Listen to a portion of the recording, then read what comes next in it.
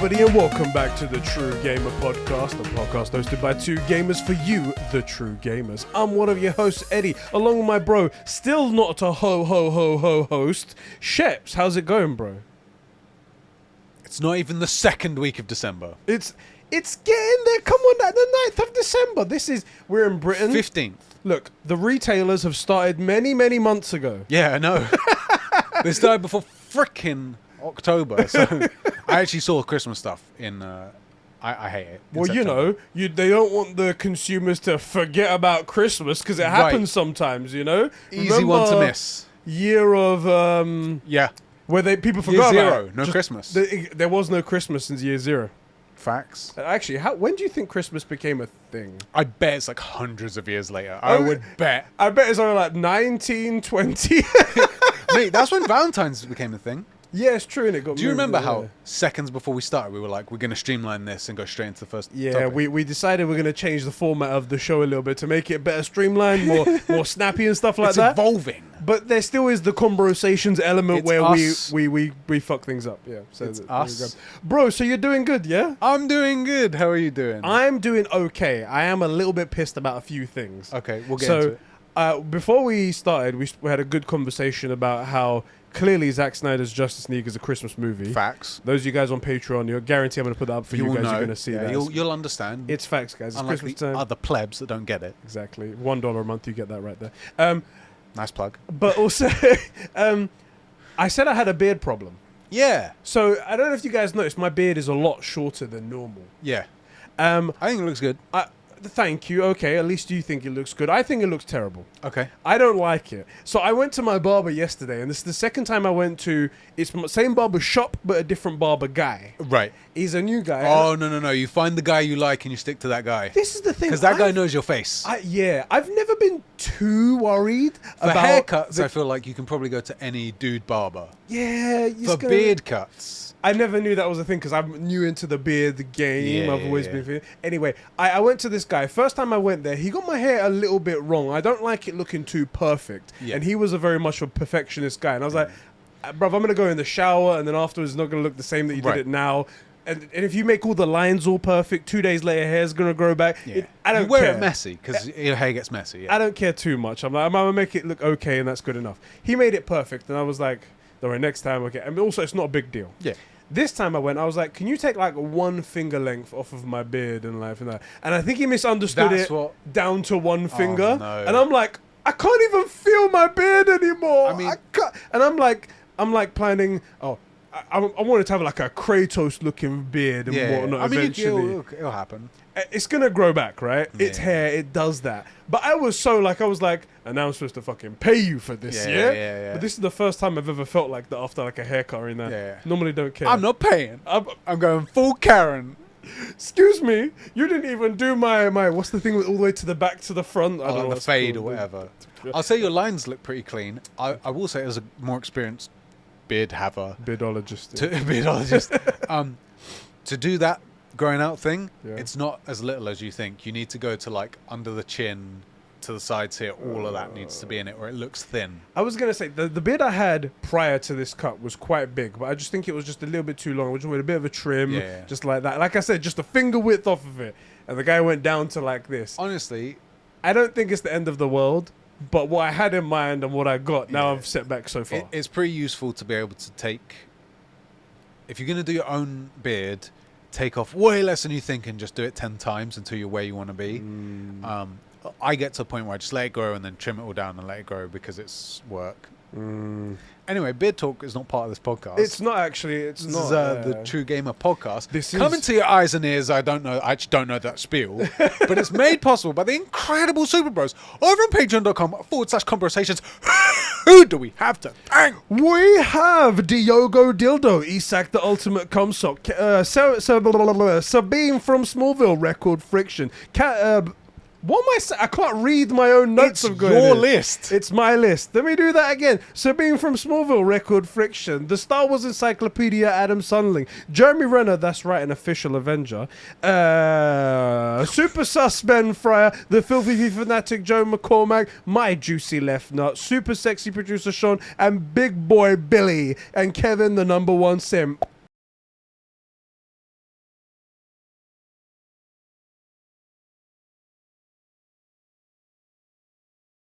of Halo Infinite's masterful Master Chief balls right there. Thank you guys so much for keeping the lights and mics on and the gaming going here at Conbrosations. That's right. Thank you very much. Bro. Yes. We've got a ton of things to talk about today. Yes, we do. Big things that like Halo Infinite coming out, and I've been playing a little bit. We're going to talk a little bit about that in a minute. A new controller adapter that's going to be coming out for hopefully mobile devices made by PlayStation themselves in the style of a Dualsense controller, DualShock controller rather. And the big topic of the show, the reason why you guys clicked the title here today, PlayStation Spartacus, a leaked PlayStation Game Pass competitor. Yeah. And all the details that we know so far about this service. It's a big old thing. I made a little video about it, but we get to talk about it in detail here and our thoughts, where this could go, how good it could be, or if it's going to be a trailer, a trash fire, dumpster fire, there you go. dumpster truck on fire. That's the thing I was going to say. When it launches, we'll find out. Let me give you guys the details of exactly what this is. So, this was a publication by Bloomberg. Jason Schreier got this scoop. He has corroborated with many sources, he claims, and he claims he's seen a document from someone at Sony detailing what the service looks like right now. Okay. It says it's launching in spring 2022. Ooh, that's this spring. Very close indeed, very close there. It will be combining two existing products, PlayStation Plus and PlayStation Now, together to make one thing. Crazy. No one's ever made this item before. We'll talk about how right we were. We've got many wins here, many W's. Right. It will be retaining the PlayStation Plus name, but it will just have multiple tiers. It's almost as if somebody said that on the podcast. Anyway, we'll continue. Shuhei, get on the Patreon. It will contain a 3-tier system, at least as of this. At least as of this document says. Yeah. Tier 1 will be normal PlayStation Plus with all of its current benefits unchanged. I think it's a pretty cool idea. Pretty ridiculous value proposition already. Yes, exactly. You get PlayStation Plus Collection. You get the monthly game library updates. We have one terrible thing to talk about. This month's game library thing, which is just utter nonsense. But regardless, that's what you're going to be getting. And all the extra PlayStation Plus benefits and bonuses that you get throughout the months and year and stuff like that. Second tier will have all of the first tier plus a large catalogue of PS4 games. Oh, yeah. And eventually PlayStation 5 games. Yeah. Keyword eventually there, and we'll discuss again what that means all in a bit. I actually think the third tier is the one that makes this. Yeah. And tier 3, all of tier 1, all of tier 2, plus game streaming. Yep. Plus extended demos, like we've seen with Sackboy Big Adventure cool, and Death Stranding. And PS1, PS2, PS3, and PSP games. What? I didn't know there was PSP. PSP games in there as well. All for the same price and whatever this price is going to be. No prices have been confirmed so far.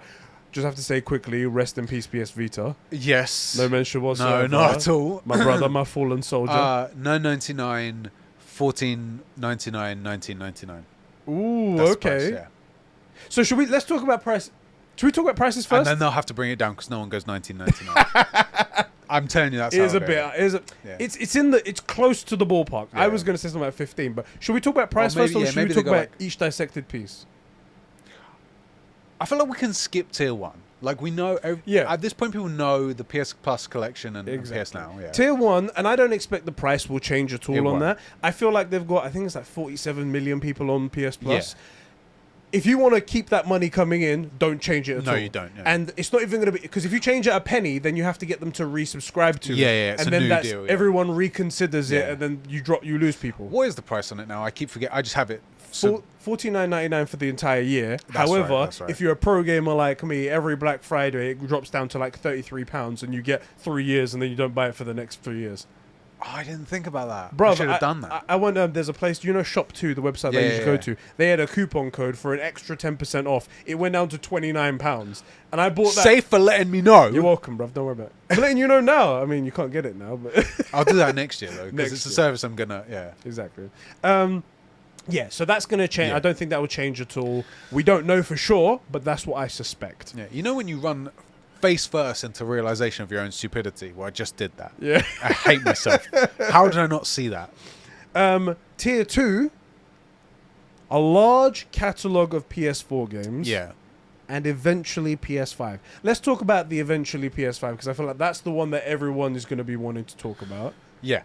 Eventually clearly means that it's not going to be day and date first-party PlayStation 5 games on there. That's how I read that. That's how I read that. I don't read that as a PS5 titles will come to it at some point. It's PS5 titles will come to it at a later date after they've released. Yes. Not a we can't bring them out day and date. We're not bringing them out day and date. I think that's the Yes, that's the big thing. That's the main thing that everyone's drawing the comparison to, because while Game Pass has a lot of games, you don't hear loads of people saying about how every single little game is being played on there. The thing that they rave about, exactly, the thing they're raving about is the day one releases that you're getting from either third parties or, most importantly, Xbox's first party games coming day and day, like Halo Infinite, like Forza Horizon and all that lot that's coming out.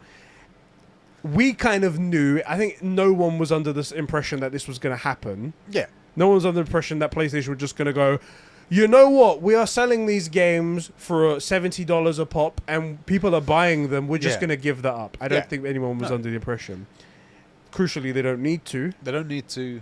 It's unhealthy. It's not, look, and it also, isn't a healthy model. Like I said in my video, as well as them being able to, as well as people being willing to pay for that stuff, it helps the development of the next project. Right. And it helps greenlight an IP that maybe wouldn't have got greenlit because they were like, we don't have too much funds to go around, whereas if they have more, then they can do more. Let me put it to you this way.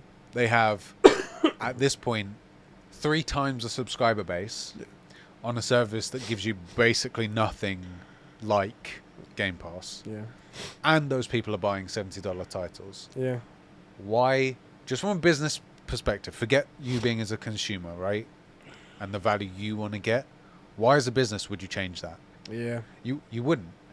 It's cannibalizing your own ecosystem. Your own profits, your own ecosystem, your own value, the value of the game that you're putting out. Right. You're devaluing yourself. Right, and then you can't put as much into the development of those things, and it just becomes toxic. It ends up, it's that snake that is eating its own tail sort of thing. Yeah. You get to a point where you just frick, don't you? Exactly. Yeah. No, it does say, let's say, assume for that moment we're not going to get PS5 games day and day, even though that's what we think it is. A large catalogue of PS4 games. Again, we don't know what that means. I would like to believe that means a lot of the first party games are on there, the old ones. Yeah. Not the new ones that are coming out on PS4, like Horizon Forbidden West, but like God of War 2018, Days Gone, the Order 1886, Ratchet and Clank maybe 2016. All those games that are on the PS Plus collection as well right now, all those games, I could see them all being on there. Yeah. Yeah. And that could be a very attractive product. I think so. Having all of PlayStation's past studio games on there, as well as whatever third-party deals you manage to broker and stuff like that. Yeah. Let's say all of the old first-party games are on there, and a bunch of third-party games that we like are on there, and eventually PlayStation 5 games are coming on there. Tier 2, do you think that has any legs to compete with Game Pass? This is a really difficult question to honestly answer because, in my estimation, you actually have games you'd be willing to play on that service. I'm really not trying to beef out Game Pass here, but there isn't a lot of cream on Game Pass. The games on there they call it swimming in a sea of 6s and 7s. Yeah. That's the level of like game that you're that you're getting when you go to. Whereas this is going to be a hot tub of 9s and 10s, right? And I think we all know we'd rather be snorting lines of gaming off of 9s and 10s than 6s and 7s, you know? Yeah, yeah. So, yeah. By the way, I do want to say, at least currently, I mean, Xbox Studios just put out 2 games that are in the 8s, and they're in the 8s.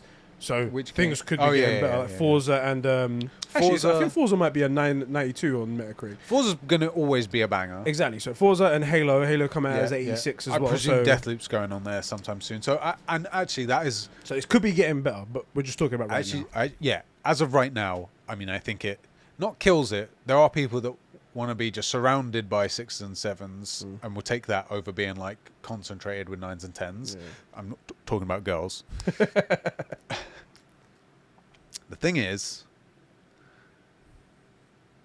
man, it's getting really interesting because if Xbox keeps it up, and I'll wait to hear your thoughts on Halo, and first you have to really finish 2 and 3 to give a real opinion, but it's looking like Halo Infinite will be okay.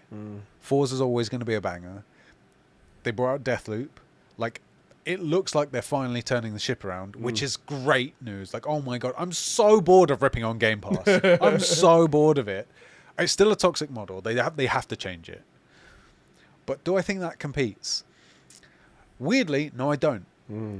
Because I think the people that want to swim in a sea of 6s and 7s are intimidated by 9s and 10s. They're not going to go up and try and buy them a drink. I frick this metaphor all up. You know? But like, I really think they're two different types of customer. Yeah. And so like, are they going to be presented as competing services? Absolutely. But there are going to be people that just look at the sheer number of titles. They're like, 1,000 titles on Game Pass. 2 you want to play. Yeah. Right? Whereas 60 titles on... I freaking love that title, by the way. Spartacus. All of which you probably want to... Let's say like 40 of them you want to play and want to play.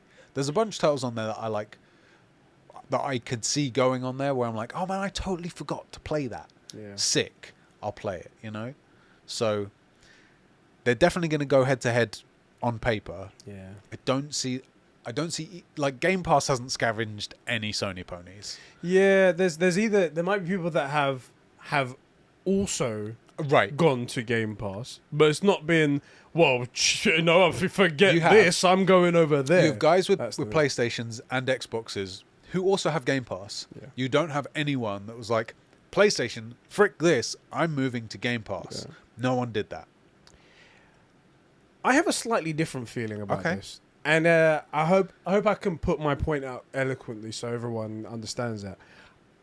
I think it has the potential to be something great. Yeah, for sure. Yeah. Purely because of the amount of quality that PlayStation can bring, and the amount of games that come to PlayStation, and the amount of history that PlayStation has. I think this can be something great. Now, this obviously gets better with Tier 3, which we'll talk about in a second. But just with PlayStation Studios, if they can launch with all of the back catalogue of PlayStation first-party games on there, so God of War, Horizon Zero Dawn, The Last of Us Part 2, Ghost of Tsushima, Spider-Man, Bloodborne, those massive hitters, and then all the other games, like Uncharted, Miles Morales on there, Uncharted, A Lost Legacy, these big PlayStation hitters, as well as third-party games in there, which they'll have plenty of, I'm sure.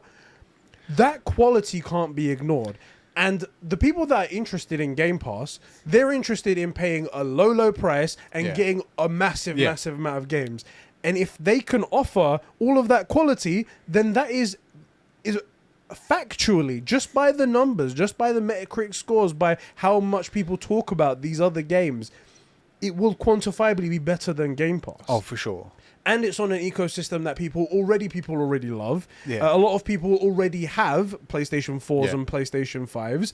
This service will be available on PlayStation 4, I'm sure, because they've got so many 100 million consoles out there. Yeah. I think it has the potential to be massive. It does all teeter on the price of the tier. So here's the thing. That's what it's all teetering on right now. Tier 1's going to be about $4.99, depending on how you get it, right? Exactly, yeah. So it's totally reasonable that this comes in at like... Where would I put? Tier 2 at like $8 or $9.99? Tier 3 at $12.99? Imagine Tier 3 at $12.99. By the way, it gets really bad for Game Pass. I just was like off the top of my head thinking about PS2 titles. Yeah. Then I googled highest rated PS2 titles. Oh, it gets bad. PS2 is a banger generation. This is a long list, and look, the graphics don't hold up, but that's not the point. If you're going back to play, backwards compatibility is about the nostalgia, not about the graphics. Yeah. The nostalgia of Silent Hill, Metal Gear Solid 3, Final Fantasy X, Silent Hill 2, Ratchet and Clank, Resident Evil 4, Grand Theft Auto, all the GTAs, Metal Gear Solid 2, Devil May Cry 3, Okami, Shadow of the Colossus, God of War 2, Kingdom Hearts, Gran Turismo, Bully, Beautiful Joe, Jack and Daxter's 1 through 3, Prince of Persia, all of the Virtua Fighter and Soul Calibur games, Beyond Good and Evil, Persona 4, like it gets really rough for Game Pass. That's just PS2. You go back to the best game of all time, which came on the PS1, Final Fantasy 9. You'll forever be the Final Fantasy 9 stan. They're never making it just because I put how much I want it out into the universe. Before we go into tier 3, as I said, just from the PS4 titles alone, I feel like there is a massive value proposition there. Huge, more than I think is on Xbox at the moment. The only thing that Xbox has that is genuinely something to talk about and something that is big, day and date games with Game Pass, and that's a big thing. PlayStation aren't going to do that, in my opinion. They aren't going to do that.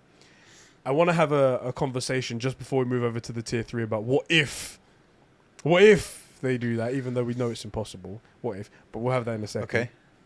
So I think it's on that, and it does all tier just on the price of it. You said maybe around about $8.99, $9.99. Yeah, about double the price. I could see that. I was thinking to myself, I feel like if they get it under the £10 $10 is where it should be. Yeah. However, I feel like it's just too cheap. I feel like if I was to realistically put it in a place, I would say $11 or $12.99. Yeah, except... But the marketing says go under that 10. Exactly. And then you get so many more customers. Not just so that. much more. Not just how many people are on the service. And this, I guess, would be true of Game Pass, but we know for a fact that it doesn't convert into sales with Game Pass for whatever reasons. Time on the console is marketing.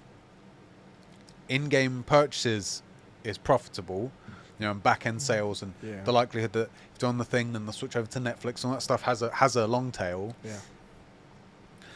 And these are all titles. The only cost to Sony is servers and streaming, but they're already using Microsoft servers, which are incredible. Yeah. And at the scale they're using them, fairly cheap.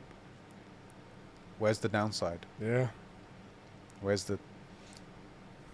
And also, they did when it came to the PlayStation Now, they introduced it at like $100 a year, and then they halved the price at one point when it was like a massive drop. So I don't know, maybe it's not that expensive, and it's $49.99 for the whole year. Yeah. Granted, the service is changing now; it's going into the Spartacus thing, but $49.99 for PS Plus a year, $49.99 for PS Now a year. Then that would make it under $10 a year, That's right? double the... Well, they're keeping the price, right? They're keeping the price. They're keeping the price and merging the services, so you're getting double your money's worth. So it off the bat, it would fit under that price, but we'll see. All right, so now let's have a pie in the sky sort of discussion about what if PlayStation were to at least do select day one PS5 games. They won't and they shouldn't. They won't. To be very clear. That's what I'm saying as well. Yeah. Super terrible move. Cannibalizes itself, the value of the games, the next project. Yeah, absolutely. That's the big one for me. Exactly, because just because you can't see it doesn't mean you need to be that blind to the future. Halo 4, Halo 5. No. Anyway. I mean... That would destroy Game Pass. Game Pass will be dead the next day.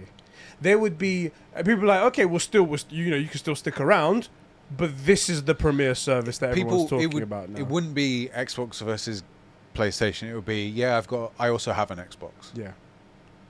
It would be so terrible. Now, some people will be like, okay, they bought these new studios. Let's have a look at those new games. Yeah, okay. All right, well, but God of War Ragnarok is out. Horizon Forbidden West is out. The next Uncharted project is out. The next Sony Ben project is out. It would be a non-discussion anymore. It's already kind of a bloodbath. Ironically, this is the funny thing. You know, there was that Xbot tweet about the sales numbers. Oh, that Falcon dude. Yeah. You notice that's current sales numbers, not total sold units. Do you want to tell them what the tweet was? Before the guy tweeted out, ironically, about 2 weeks after 2 weeks prior, he tweeted out, "We don't compare numbers at Xbox. It's just not, it's not cool." And then 2 weeks later, when it looked like finally Xbox had sold more consoles, they were like, "Oh, look at that! Look at who's in the lead." For those of you guys that didn't hear about it, on Black Friday, Xbox Series S sales were like the top because they were the most available than everything else. And that obviously pushed the numbers of Xbox up for that week. And he's like, "Look at Xbox selling more than PlayStation in these territories." And then it's like, but like 2 weeks prior, he was like, "Sales numbers don't mean anything." Right. And the funny, doesn't mean anything for couple Xbox. of things, I was like, well, let's do flagship consoles. Yeah. Because those numbers are different.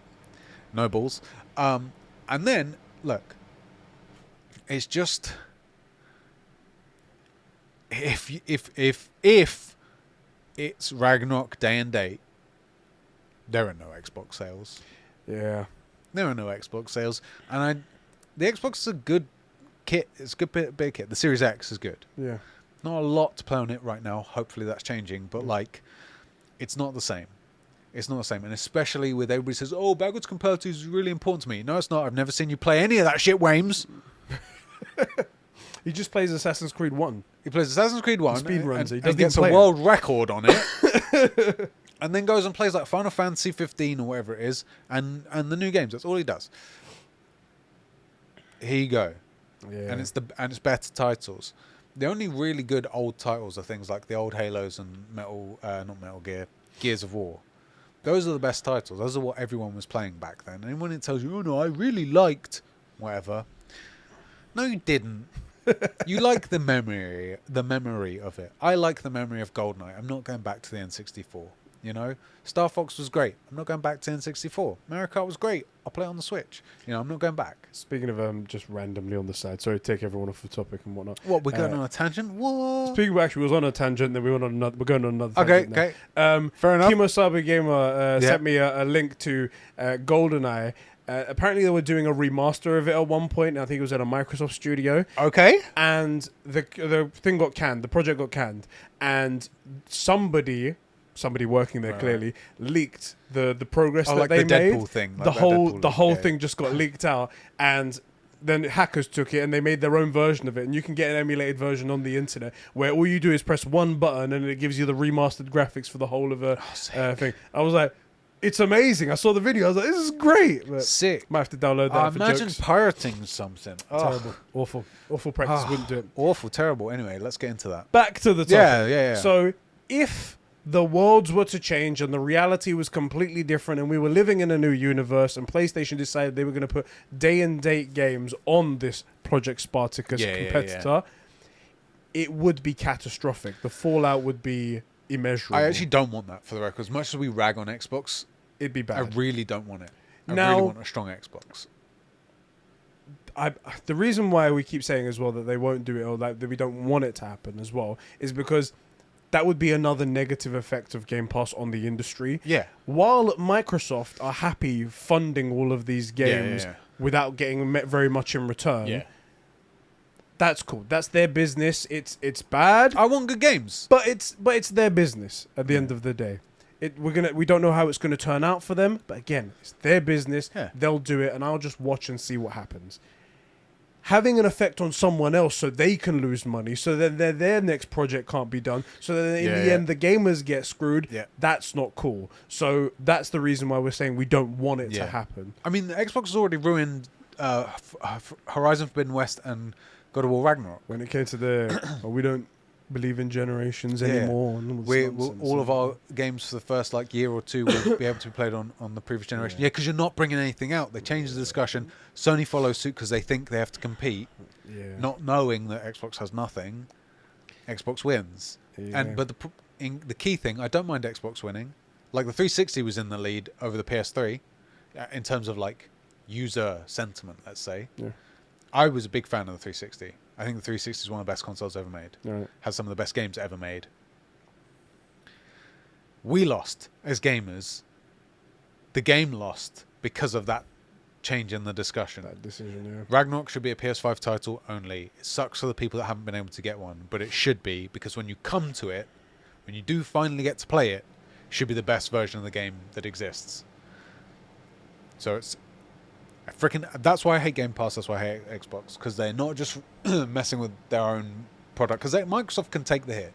It's affecting everything else, Right. That's the issue. Okay.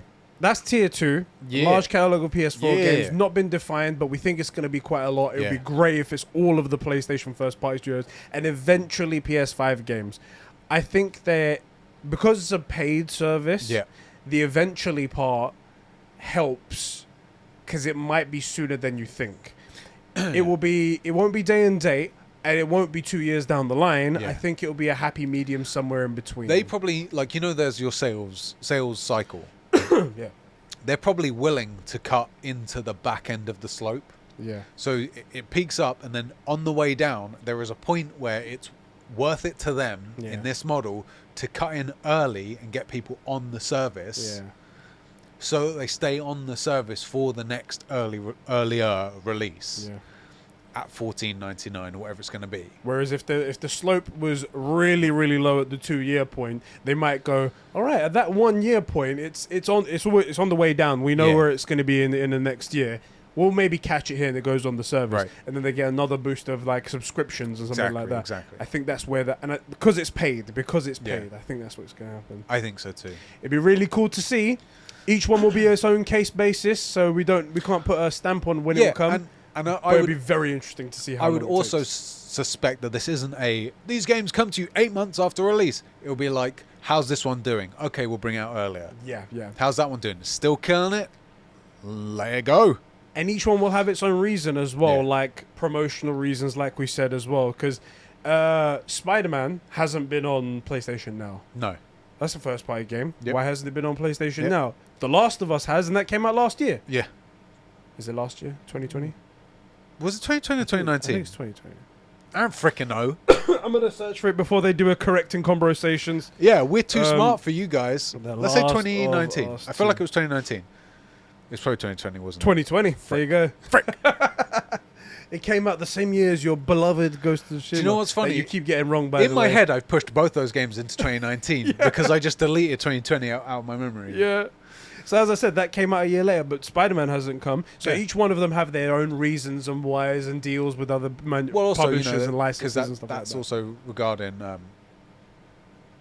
Is it Fox they have to work with for Spider-Man, or did they? Marvel, that's it. Yeah, it's not Fox anymore. Fox. Oh, it used to be Fox. You're thinking of X-Men. No, I swear Fox had Spider-Man as well. No, Sony's always had the Spider-Man movie rights. Movie rights, yeah. Marvel games. That's it. That's what I'm thinking. It's key. They've always had the movie rights. Yes, that's right. what I was messing up. Yes. So like there are always deals that need to be Yeah. made, and they're different. To satisfy so many parties. Right, innit? exactly, and legal requirements and all that stuff. And I mean, look, realistically, there's a new Miles film coming, Yeah. which, by the way, so freaking hyped. That trailer looks so oh good, my right? days! I even said, I think George put up like, "Oh, I'm so hyped for this." And I'm like, I'm gonna say it. Into the Spider-Verse is the best Spider-Man movie, and by quite a margin. Yeah. And it's not even Pete. I mean, it is. Pete's there, but it's like it's just the It's best not even- movie. yeah, It's just the yeah. best movie. Yeah. So I mean, if another movie's coming out, what a good promo then to get like let's say the Miles Morales. Miles Morales game Yeah. on there, yeah, definitely, like definitely. a month before it comes out, and everybody falls in love with Miles.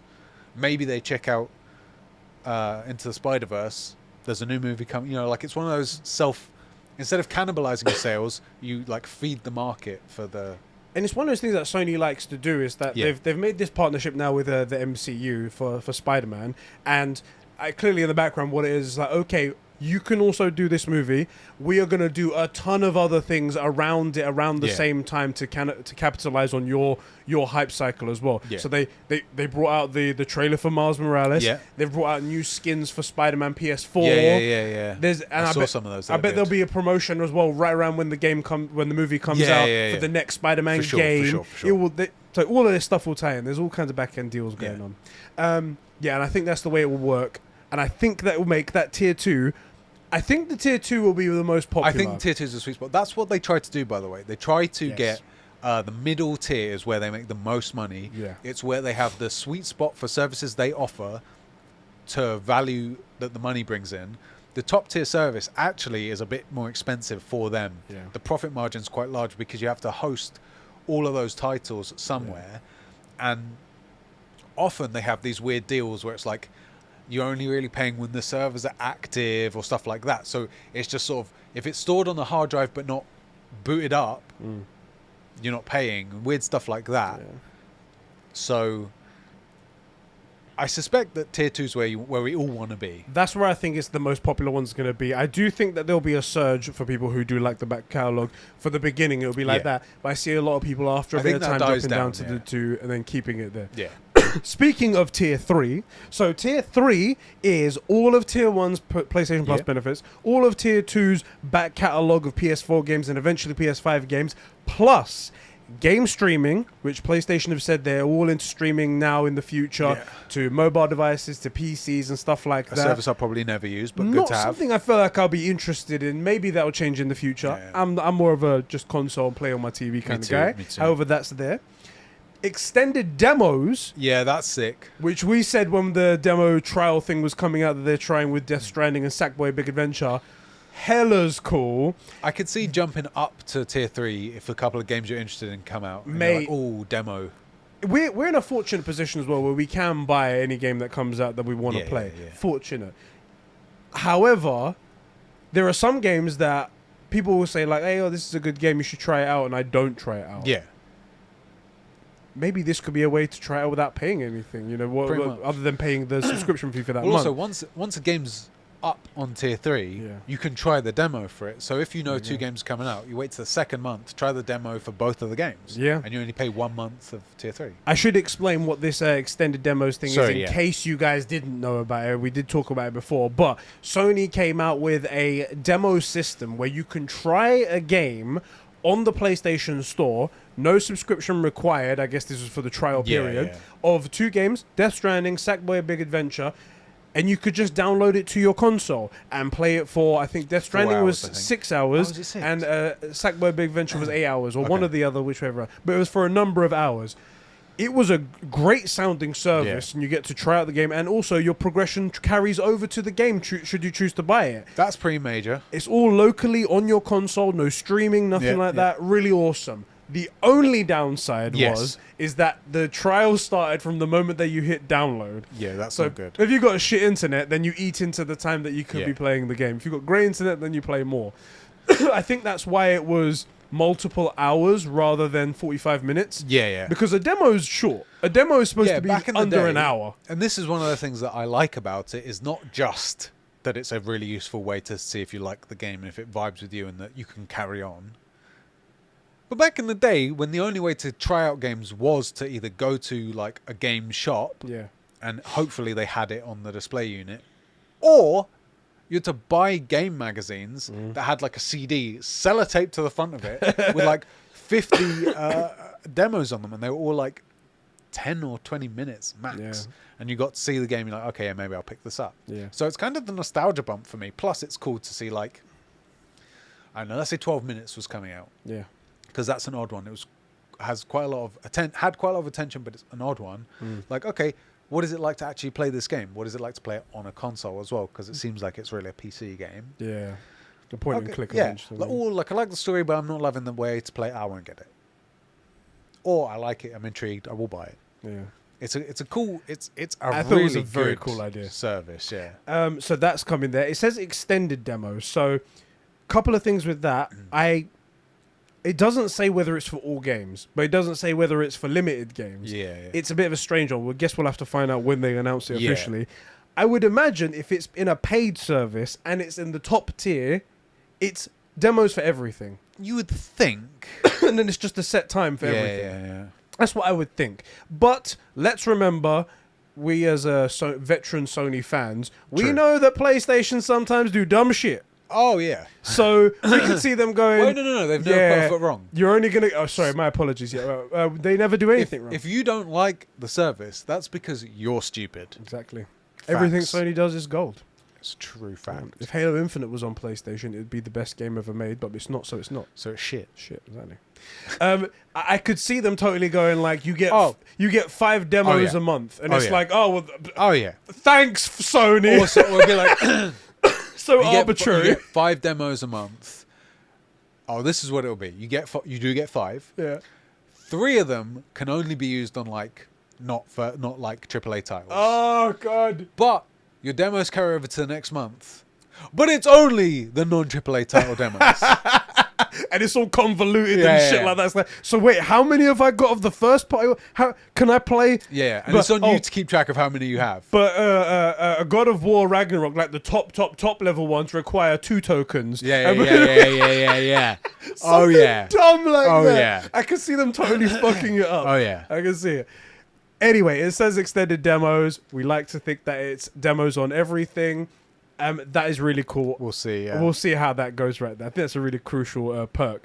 A perk that actually might get me to subscribe to the top level. It would be cool. But the big one, according God. to everybody on Twitter, I'm not the biggest fan of the back compatibility as much myself, but it is a very cool thing, I think, what they're doing here. Because PlayStation have the nostalgia. PS1, PS2, PS3, and PSP games on the service. It's massive. If they'd just said, fucking library. If they'd just said PS2, I'd be like, man, that's strong. That's a big library. That's strong. Yeah. You know, and I would have said as well, like, PS3 titles, I can see that being difficult because of the code and you need to get like emulators and stuff. Okay, fair enough. PS1 titles, they're pretty old. PS Vita, I mean, how do they even play on a console? Would anybody want to... That's what I said. Yeah. So I actually missed the Vita. Yeah, I actually missed the Vita, and that's a mistake. I would love to see Sony get back into handheld gaming. Anyway, besides the point, if it was just the PS2, I'd be like, man, strong move. Yeah. Real strong move. Getting that like retro, getting all that stuff. People that say they like the old games and the back catalogue and that stuff. But it's all of them. But it's the PS1 as well, and the PS3, and the PSP. There we go. Yay! Mad, isn't it? It's nuts. That's the thing is as well, there's a bunch of games that I just never checked out on the PSP, or I was too young and couldn't afford on the PS1 or 2. Yeah. I'm down for shits and giggles. Yeah, innit? Or like, there's got to be a really random title on there that people are like, stream this. Yeah. Okay. We can do that. Yeah, we don't have to go on eBay and pay $700 for the, for the box. Yeah. And then the game was an extra $700. That guy spends way too much on that stuff. Now. Yes. This is very clearly the part where PS Now comes into play. Yeah. Because that's what PS Now was all about. And we did speak about it on a recent podcast where, like, PS Now seems like actually a good deal on paper. It's such a weird... The way it came out is so bizarre. Yeah. Like, how old is it now? It's like 3 years They bought old? the Gaikai technology back in 2013. That's when they announced it. Yeah. And then I guess it was like maybe 3 years later then they eventually got like PS Now going. Yeah, so it's 3... No, so wait. It's like 4 years? 4 or 5 5. years? Yeah. 5 years. 3 years, delete 2020 and 2021. It's come out. It's got a bunch of people on it. Yeah. And as much as I am a fanboy, it's got both of us on it. I don't know why I pay for it. Yeah, I bought it because I was like, well, I want to be on it. I want to see what the discussion, be part of the discussion. Yeah, I want to see whether it's worth anything. And I mean, so far I'm just like, I'm not really sold. Like, but it is so cheap. I bought it for $24.99 for the year. It is like, so cheap. Fucking hell. And every now and then there's some cool stuff. Yeah. So The Last of Us 2 went on there. Red Dead 2 went on there. The Witcher was on there or is on there. I mean, this is the thing. Okay, let's say I'm an idiot and I paid the full price. Yeah. 50 quid. Yeah. Just those titles there, getting to never play Red Dead Redemption 2. Yeah. Again, not ever going to play that. No. The Last of Us 2, just To be honest, just The Last of Us 2 is worth the time. Yeah. Just that. Don't care if... I'm telling you it is. So I still pay for it. Yeah. I think I remember, so we had the discussion of PlayStation Now. Yeah. And we came to the conclusion what the problem is. Because as I just said there, like Mafia Definitive Edition is on there as well right now. And people are saying that's I need great. to pick that up. Red Dead, The Last of Us, The Witcher, and a bunch of other games are on there. And plus all the backwards compatibility, all the old games that you want to play are on there. So on paper, it is a good service. I hardly use it, though. The reason why it doesn't have all these people, well, because we're just different type of gamers, we have to play the new things. True. But still, the reason why it doesn't have all of those people on there, and Game Pass does, we said marketing. Yeah. Oh my god. Yeah. It's just not marketed anywhere. As people who have watched about every single Sony stream for the last 4 years. Yeah. Every one, including the tech deep dives, and then talked about it on end in podcasts and stuff like that. I think I've heard it mentioned twice. Offhand.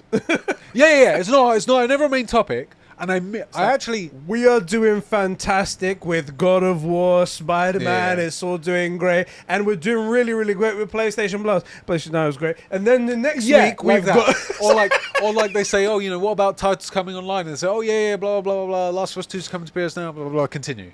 Or even sometimes they're like, we have a service for that. Don't mention the service. Yeah. What the frick? And the only place I ever see PS Now advertised is when you're renewing PS Now. Mm-hmm. It's not even in the freaking store. Yeah, it's not it should be. When you scroll over the store and you get, there's no themes because it all comes up. It should be like PS Plus, PS Now, all this. It's not there. It's not freaking there. Just an example for you guys. I bet you everyone has seen the clips from Horizon Forbidden West that's coming out right now. It looks fantastic, the movement and stuff like that, how gorgeous the game looks. But that's proper advertising. And there's no way anyone's missing Horizon Forbidden West. No.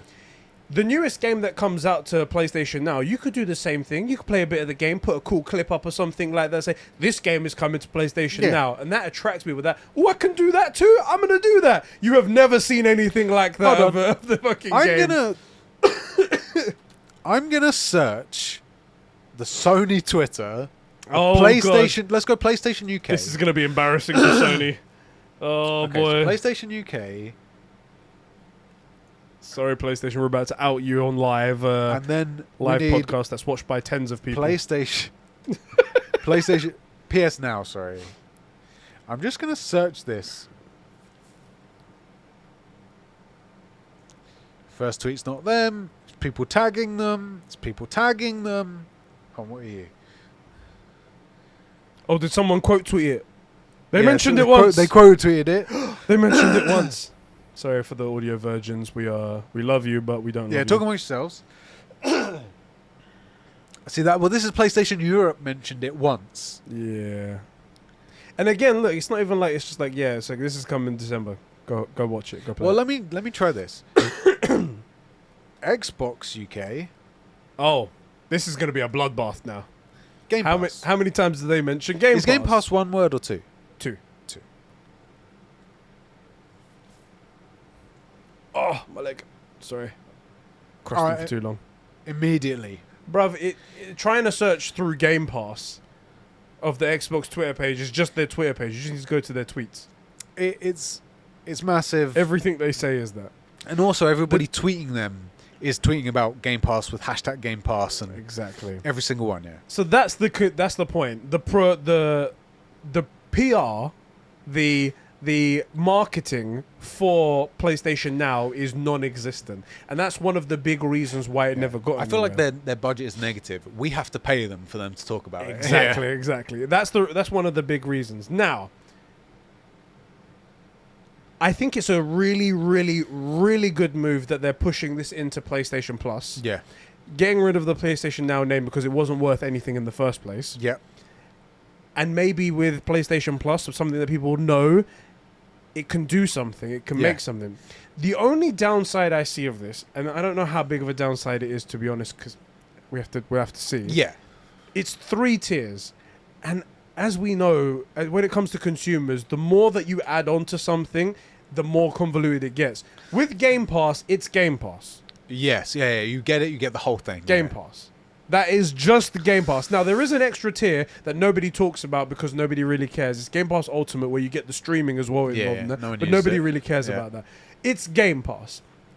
With PlayStation Plus, you're going to have to get people to sign up to PlayStation Plus and then go to Tier 2 or Tier 3 and then go from there. Here's the thing. Is that going to affect things, do you think? I think, and again, this is... I know we like to dig Game Pass, but I think Sony thinks that Game Pass users are kids, and probably Xbox has no respect for you. Xbox thinks you're retards. They think you think Windows are delicious, so they make it click one thing, you're in. I suspect Sony thinks that they have a lot more of the older gamers. And that people who buy Sony's, obviously, their products are very high IQs. So I honestly think, and also if it's done properly within the service, the 3 tiers should be okay. I honestly think they think they're marketing to smarter people, and to more, because we know for a fact that people on PlayStation buy more products and at higher prices, that they are more discerning customers, and that the fact that there are 3 tiers will mean that they will pick the best value proposition, which means the middle tier. So I think it will be okay. Do you know what I mean? Because one of the things about what you said, jeez, we both have colds. Yeah. It's coming up to a really fucking cold time in England. It's the number of clicks is one of the big issues. So the more pages someone has to go to get where they're going is a big factor. You lose about 90% of people per click. Yeah. But if it's one click and then the 3 tiers are there, and behind it is scrolling through what you get, PS whatever, $4.99, all of this stuff, Tier 2, all of this stuff, Tier 3, and it's just right there, and it's just one more click, just which one you're going for. I think that's the way around it. Okay. So I don't think there'll be that much of. Also, if you again think about it, 49 million people on the service for, I don't even know why we're on it. Yeah. And they also somehow feel like it's worth the money. Very weird. So I think it can only go up. I think it's all key to how they pitch it and what they name the tiers. Yeah. If they make it as PlayStation Plus Tier 1, Tier 2, Tier 3, I don't think it works. Because that's too confusing, I think, for the general consumer. Gladiator, Commander. What I'm thinking is even better is that they don't mention the first tier at all. That's just PlayStation Plus. That's going to stay there and whatnot. And then they really do the Xbox thing where they don't mention too much the third tier other than the initial announcement.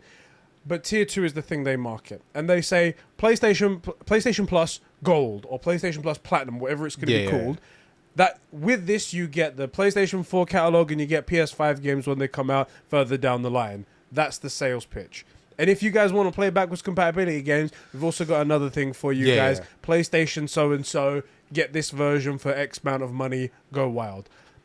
I think that's it. Just keep it to those 2 things. You want the PlayStation catalog, you want a Game Pass style thing, there's the thing right there. PlayStation Plus Gold, go for it. You want backwards compatibility? Platinum, go for that. I think that they need to keep it very simple. Those 2 things. Don't mention the first one because that just muddies up the water. And people are, as I said, I think it's going to be the people who are on PlayStation Plus right now get rolled into that anyway. There's no change in price. There's no point in even mentioning it. Well, you say we're adding to your PS Now. We're adding this.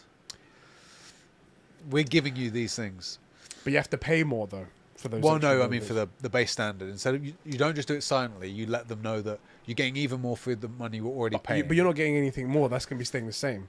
Yeah, but it feels like you're getting more. Rolling the PS Plus collection stuff into PS Now. No. Your PlayStation Plus people are going to be at that Tier 1. Oh, I see. So it should just be the same. I see what you mean. We don't know again. We're just guessing here. Again, I think if you keep that as far away from everything as possible and just go for the Tier 2 is the main thing you focus on, mention the Tier 3 as well as in the inception of all of this, I think that's the way to go for it. I think you're right. I think that's solid. Yeah. I think that's a good way All right, now that we've spoken about it and we've got everything, how do you feel about this service?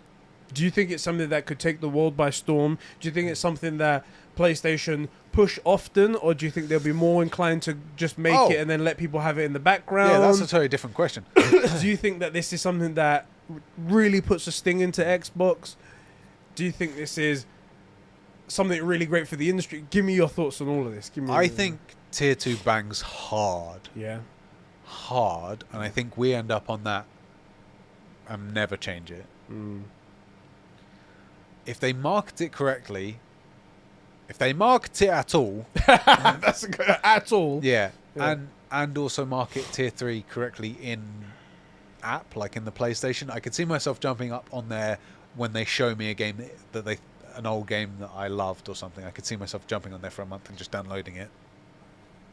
Do I think it's good for the industry? Yeah, because they're otherwise dead games. Yes. You know? That's the main thing I think about as well, that people were like, oh, you said like Game Pass is bad for the industry because of that. It's the day one games that it really cannibalizes. Absolutely.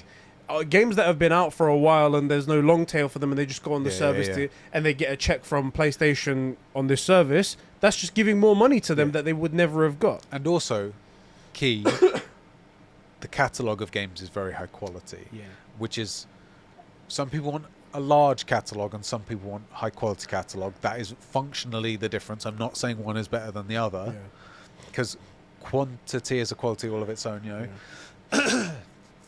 But yeah, I think it bangs. I'm with you as well. Tier 2, I think, as long as they price it properly, and if they go the route that marketing, and they do some marketing for it, and they do, and they actually put all those, if they put all those PlayStation 4 first party games on there, I think Tier 2 absolutely explodes out of the gate. I agree. And it just gets better and better as time goes on, because more PS5 games will get added to it. The service will get bigger and better and better and better as time goes on. I agree. I think that would be great. And then, who knows, the third-party deals that they do with each other, like they did it for Red Dead. Red Dead comes on there. That's a fucking great game to put on there. Amazing. The Witcher comes on there. Maybe down the line when Cyberpunk 2077 releases an expansion and maybe it becomes good, they put the base game on there and stuff like that. It just gets bigger and better.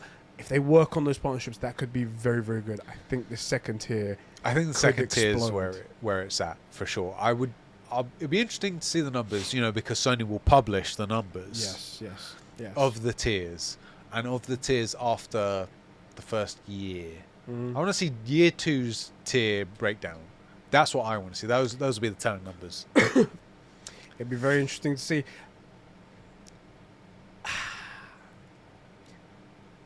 Two questions I want to ask. Okay. I'm going to ask you a big question now. All right. If this explodes, which it has the potential to because we have the bigger player base on PlayStation. Yeah. Yes. Could it realistically, in the first year or second year, breeze past the 20 million that Xbox is at right now?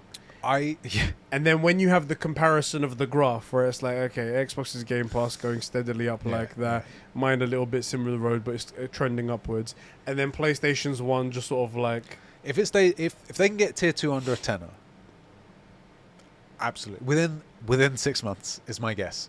I could see the vast majority of PlayStation 5 owners being on there, and we're at 15 million now. A massive amount of people on PlayStation 4. Yeah. I can see converting realistically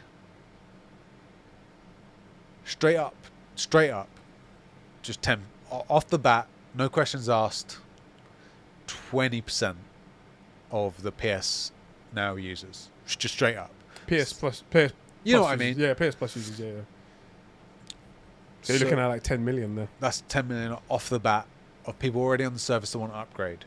Just straight off the bat. Plus guys that were like, they don't really see the value in, it's only 50 quid, but like I don't really get anything for it. Oh, but now there's this catalogue, and I reckon about equal of that. So I think 20 million in the first year. I actually think less than that. Yeah. Is totally doable. I think this pops straight up to, I think it's a bloodbath. Crucially, it's getting worse and worse for Xbox. If we're saying all this stuff. Some of this stuff might sound outlandish when we're like 20 million in the first year. We're basing it on everything going perfectly. Yes. The marketing being great. Oh, they have to do some marketing. The pricing being good. The naming structure of all of these tiers being great. What's actually on there in the first few months. Exactly. What's actually the content and stuff like that. So we're talking about if everything goes well. Yeah. If we did it. If we did it. Yeah. If we did it. And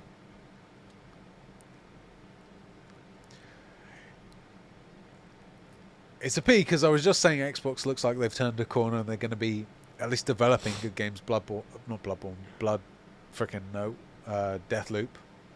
Don't know why I said blood. Oh, Deathloop. Yeah, I was going Deathloop. Deathloop, Halo Infinite, and whatever that other game was, I've totally forgotten. Forza.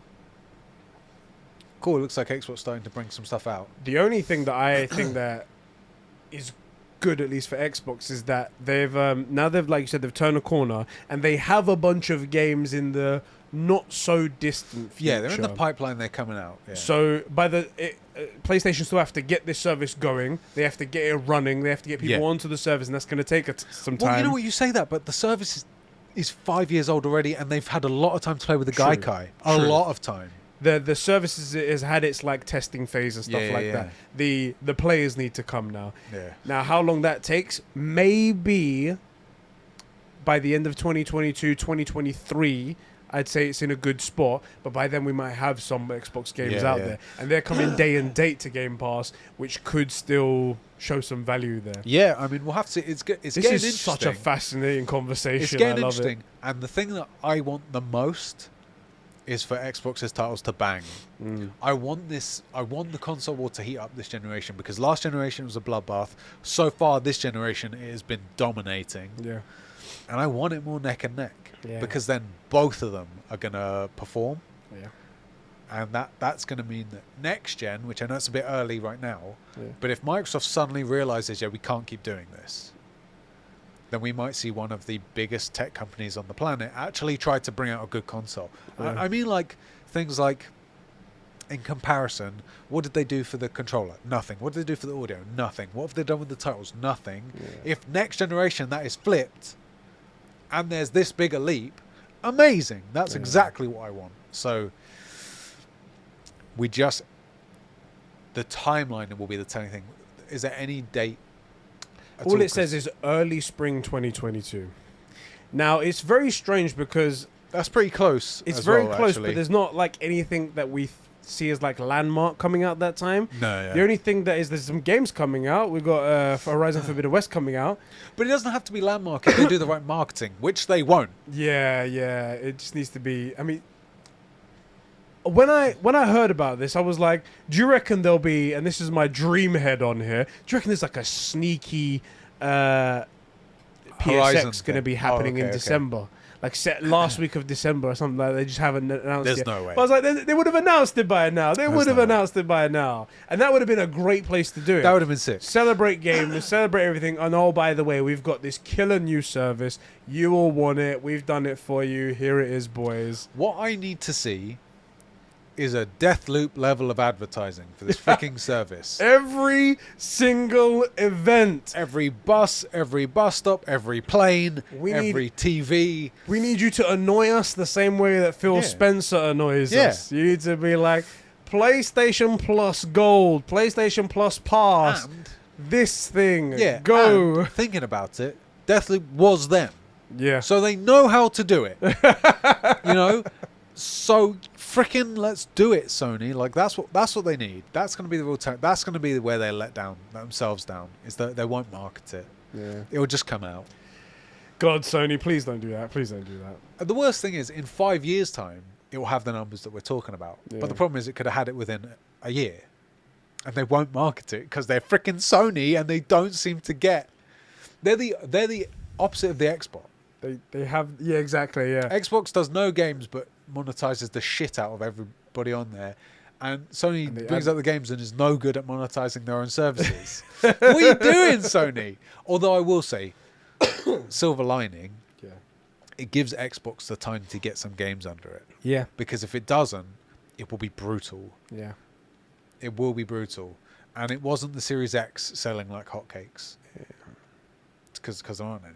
It'd be very interesting to see when this service launches how close we were to being correct. Yeah. Because when we were discussing a Game Pass competitor, how we would look if the one was to come out, we're pretty spot on with our predictions. I would say if it came out, if there was a leak and they were like, yeah, that YouTube video titled this was a really good primer. Inspiration for this. Like, it sounds like we came up with this. Yeah, it sounds like what we came up with. So, I mean, I don't know where we got anything wrong. So, you're welcome, guys. Well done, Sony, for listening to us. We'll invoice you soon. So that's the PlayStation Spartacus Game Pass competitor that's been leaked out there. It's a sick name. We'll see what happens. That's his code name, so God, I wish they could keep that. Imagine if they kept that, like, oh, you're on Game Pass. No, I want Spartacus. Bro, I want Spartacus, fam. Yeah. Sick. Have you got Spartacus? You don't know about Spartacus? Bro, let me give Spartacus. Let me give you a history lesson. Yeah. So back in the day, Xbox made it. No. Right. That's all the information there. All right.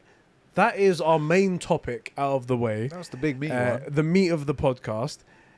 Let's talk a little bit about something that's actually current right now, but also something I've been playing a lot of. Yeah. Yes. It's Halo Infinite. That's right. Halo Infinite came out yesterday. Yes, it did. At 6 o'clock for some people, for some reason. Weird, isn't it? That was, and what was really weird is that they wouldn't let you preload it. No one could preload the game. Every other game in the world can preload, just not this one. Not this one. And how much did you pay for it? I paid $1 for 3 months of Game Pass. Healthy for 343. It's probably and to make their money back on the investment. Yeah. I'm playing it on PC with a Dualsense controller, the way God intended. That's right. And it's a very, very, very fun start.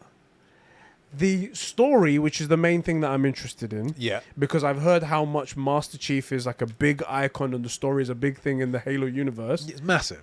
The beginning of the campaign, which is all I've played so far, actually has me quite hooked. Good. It sounds great, and the way they're setting things up, the way they're talking about Cortana, the way that Chief speaks so very infrequently, and the way he's talking to this hologram, this new one, it's only called the weapon, we don't know what name it is yet. It seems like it's setting up a good story. I played the first hour and a bit of it, which is like this whole intro section, and it's very, very good so far. I did get out to the open world section of the game. Yeah, okay. And that's where my excitement kind of dropped off. Okay. And it dropped off quite steeply as well. Oh, really? I wouldn't quite say a cliff, but it was a very steep hill. Of being inside this, I think it's a banished ship or a covenant sort of thing. I'm not too sure. I think it was a bunch of we got to see the bad guy, and when we was in these tight corridors with a bunch of the grunts, and they're very funny. Oh, the green guys, the devil. It's really cool. It was very, very good and reminded me of Halo 1 and the Halo 2 that I've played so far. Very, very cool, and I very much enjoyed that. And the graphics were updated. I enjoyed myself. But then when it got to this point, it was like, okay, now we're going to go out to the Halo rings, Zeta Halo. Go. Yeah. What? Where? What do you mean? And there's waypoints, there's things you can select on the map to go to, but it's like, I like the controlled narrative story of a go down this path and we're going to show you how awesome Master Chief is. We're going to show you how awesome our storytelling is.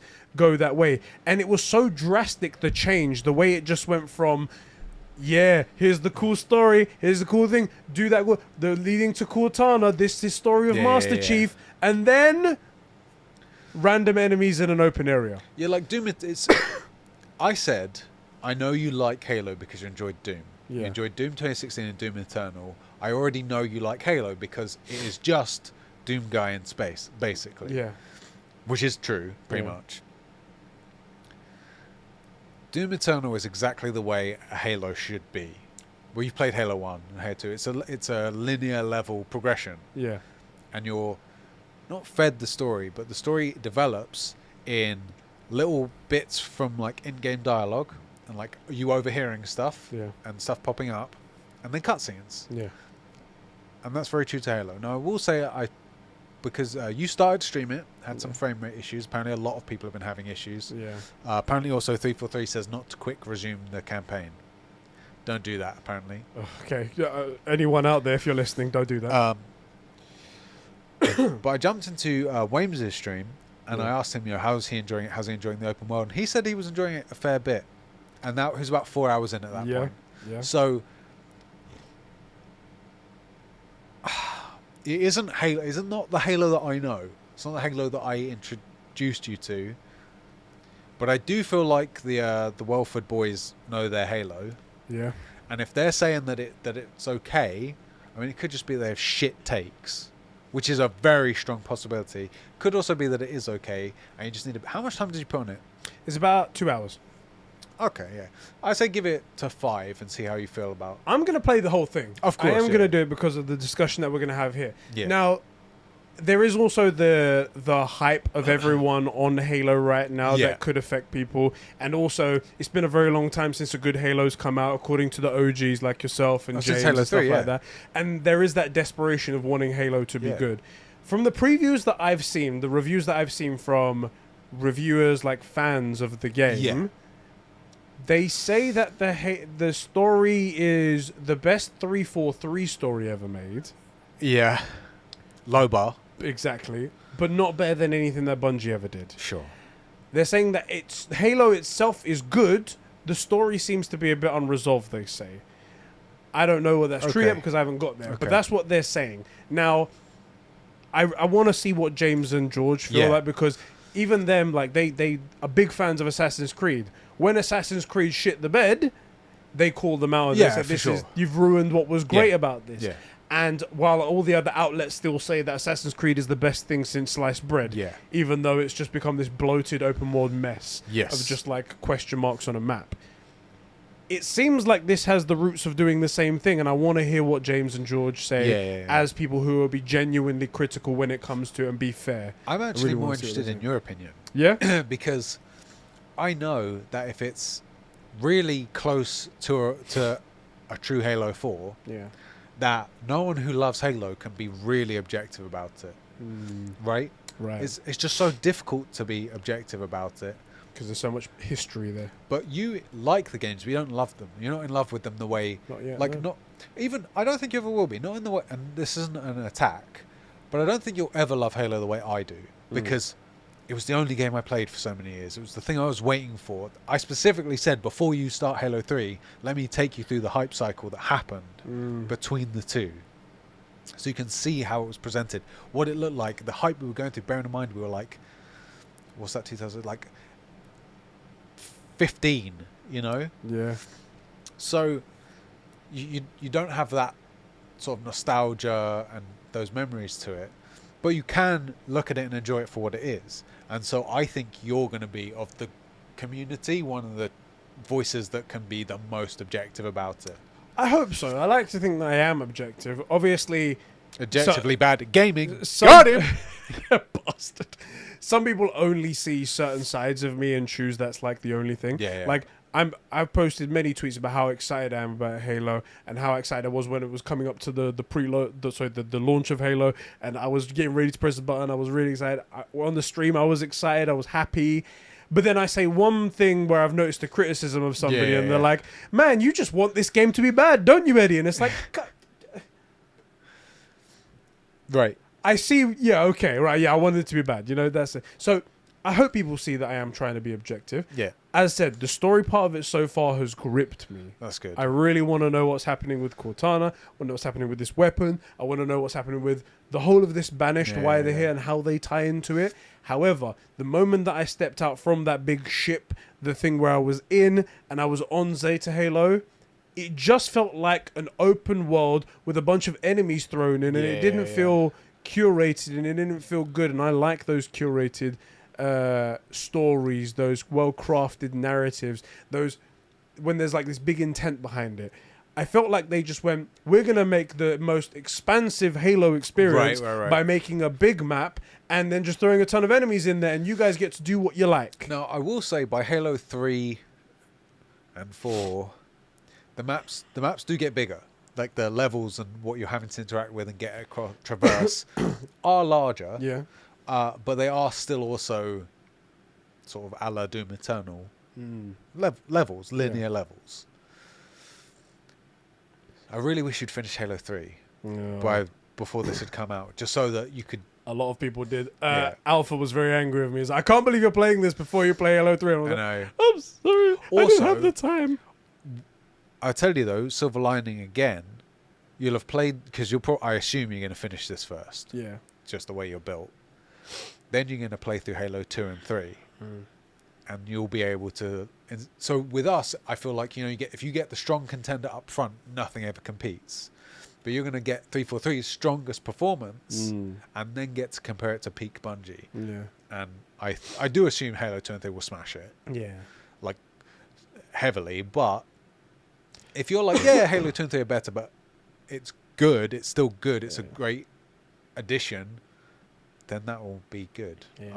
I want Halo, man. I want Halo to be good. Let's hope it is good. A lot of people have already decided that Halo is good based on the review scores, but it's so stupid. Like we've famously said on here, don't listen to the games journalists and reviewers. You can't trust them. You can't trust them for anything. First of all, they don't want to bite the hand that feeds them. They'll say whatever they want just so they can continually get favorable treatment. Yeah. And also, they don't know games. They don't. They don't complete them. Jeff Grubb compared this Halo Infinite to Breath of the Wild. It's ridiculous, isn't it? The guy knows nothing. And anyway, and also, if you just want to compare numbers to numbers, Halo 5, widely regarded as the worst in the franchise, an 84 on Metacritic, and this has got an 86. Right. So by that measure, this game should be dog shit as well. Right. But people are saying that it's good. So... yeah. You can't trust them on anything, okay? No, they're just absolute. It can also be hard to... I think a lot of content creators have a hard time separating I'm enjoying it from it's good. Yes. Enjoying a game and it being a good game are two different things. Yeah. I enjoy a ton of dog shit shows and games. That doesn't make it good. Yeah. Right, exactly. Our content. Exactly. Doesn't make it good. Yeah. But you've been playing it. I have been playing it, and I have been enjoying myself so far, and that's all I'll say about that right now. Yeah. I hope the story continues at the level that it was there. Although, I have this feeling that it's kind of ruining it, because in The Witcher, you would have set places that you would go to. You wouldn't spend too much time outside of the I wouldn't. Normal people, not like you. Wouldn't spend too much time out of the main quest. Maybe pick up an occasional Witcher contract on the side and play those. But those were curated quests that had some decent story in it. So even if you did go off of the beaten path of the main quest, you had back to the hub anyway. Exactly, and there's a cool story that you go off to in there. In Halo Infinite, it looks like it's just... You go out into the main world, you capture a forward operating base, which is just some pointless enemy grunts. Yeah. Don't care anything about them. There's no story there. There's nothing to get from them. And then you've got the main quest on the side over here. Right. And why would I want to distract myself from this amazing story that might be there? Yeah. With all of this extra crap on the side. I don't trust 343. Like, if it was me, if someone said, look, we're bringing you onto the project, this is what we have, and we can't change it, I would say, okay, well, what we need to do is... The in-game decision-making, i.e. how many of these things you take out, needs to affect the end-game difficulty and how it all plays out, right? Yeah. Even if it's just the amount of reinforcements that come, or the amount of waves that are in the next boss fight, or if, let's say, a mini-boss arrives, right? Like, if you don't take out these forward operating bases, that mini-boss, in the canon, would never get called away to deal with a thing. So they are there. If that's how I would do it. Yeah. I don't trust numbers to do it. The only thing that apparently, that's what I've heard across the board from all the other people, is that what those forward operating bases and those hubs, those bandit camps and stuff like that you do take down, the only thing that is great about them is that there's a lot of ability for you to make your own of what's happening there. Right. So you jump in with a grappling hook, or you drive around with a mongoose and start blasting fools, and that bit is fun, and that's great. It's just that I'm more interested in the big set pieces that you get in Halo. The warthog run at the end of Combat Evolved, the dropping the bomb that you told me about, and then I played. I was like, oh my god, this is so cool. For the record, two of the biggest, most impactful moments in gaming, I would put them in the top 10 in any list in any time. And crucially, that's what Halo is known for. Yeah. So why would you put all this extra stuff in there that distracts from it? I have to play it to find out that question, and that's what I'm planning to do. But right now, it seems like it's there just for reasons to make it bigger and to say we've made a bigger Halo game. It does seem to me like they've tried to add the just driving around obeying the traffic laws part of GTA into Halo, which cool, but it's not Halo. Exactly. And it bugs me because 343 has the recipe. It's right there. It's right there. I don't know, man. Anyway, that's my feelings on Halo Infinite. It's coming out. Cool. It's come out now already. It's out on every service. Interesting little tidbits around it. Anyone who purchased the physical edition actually doesn't have the game. Some people got the Halo Infinite game physically early and tried to put it in their console to play it, and there's no actual game on the disc. It's something you have to download, and also you couldn't download it until launch day, so some people were just getting the disc and going, all right. That is not acceptable. Dumb on so many levels, and not acceptable. What are you doing? Bruv, I love how it's I think Digital Foundry found this out, and they posted, they were like, it's a really bad practice, because in terms of game preservation, it's really bad, because if anyone has that disc now, they can't play that game after the servers go down or anything like that. It's just like it's a pointless piece of plastic. Yes. No point in that. And apparently Forza might have done the same thing as well. Bastards. But not many people play it. It's really dumb. But also, what if you don't have a good internet connection? Yeah. What if the reason why you've gone for physical is because your internet is shit? What if you just want to play the game? You don't have to worry about being online. You can't play this game. I'm pretty sure you purchased it and you can't play it. I'm pretty sure I played Halo 1 and 2 without internet. Exactly. So it's really, really dumb. It's really, ridiculous. Really dumb. So stupid. Bro. Yes. This is the True Gamer That's Podcast. right. Coming to everyone's eyes and ears every Saturday here on youtube.com/ Just search for the True Gamer Podcast. But also on podcast services around the world. If you like what we do here, you really want to help us out, you want to support us, you can hit that like button down there. You can subscribe to the channel and hit that notification bell so you can get our videos occasionally when YouTube decides it. Yeah. If you don't like our stuff, you can click that dislike button and we'll definitely see that because... Yeah, because YouTube... That's the thing YouTube does now. Yeah, YouTube allows us to see dislikes. That's what it is right there. That's what you can do if you really enjoy the stuff and you want to help us out. If you want to take your support the extra mile, you want to go that step further and continue these conversations that we have here about all kinds of gaming stuff, you can head over to patreon.com/Conbrosations and kick us a couple of bucks a month where you can get exclusive access to exclusive shows like the Conbrosations podcast, which is our unfiltered podcast. We talk about anything and everything in our lives and things going on in the world, stuff like that. You can also become a true gamer and get this podcast early and also get called out as a true gamer on the show. Bro, these fine people. What do you think about these fine people that I believe are great, but you don't so much? Well, I mean, look, they make the game, right? There's a reason that grunts are in Halo. You know, you need cannon fodder. Yes. And these... are they? They are. That's what they are, apparently. That is they who be the true gamers. The people who support us at the $5 tier are true gamers. Those people... Oh, I don't have the list up. I don't have the list up. I'm doing a classic Eddie and I don't have the list up. Yeah. Those people are Jeremy Horde, Sab2557, Sheps is Crusty Right Nut, Adam Melissa Bonnie Simp. He did send me who Melissa Bonnie is, and... I still don't know what the hell he's talking about. Okay. It's cool, bruv. Don't worry about it. You simp on anyone you like, bruv. It was Chrissy Cristanza, and I feel like he took a step down, but don't worry about it. Isak Manny, Cats Bacoral, Kevin Crow, Superwell Ben, Joe McCormack, Diogo, Billy, Polio Pussy got me disabled, aka Zakashino. That's something there. Wow. Sussy Imposter Among Us moment. Bat fan, aka the Better Clone Eddie. The Better Eddie clone. Danny Dano, Fishy, the Jackal, Max H, Cobra SS, and Albiscory. Thank you, boys, so much for keeping the lights and mics on. That's right. Going here.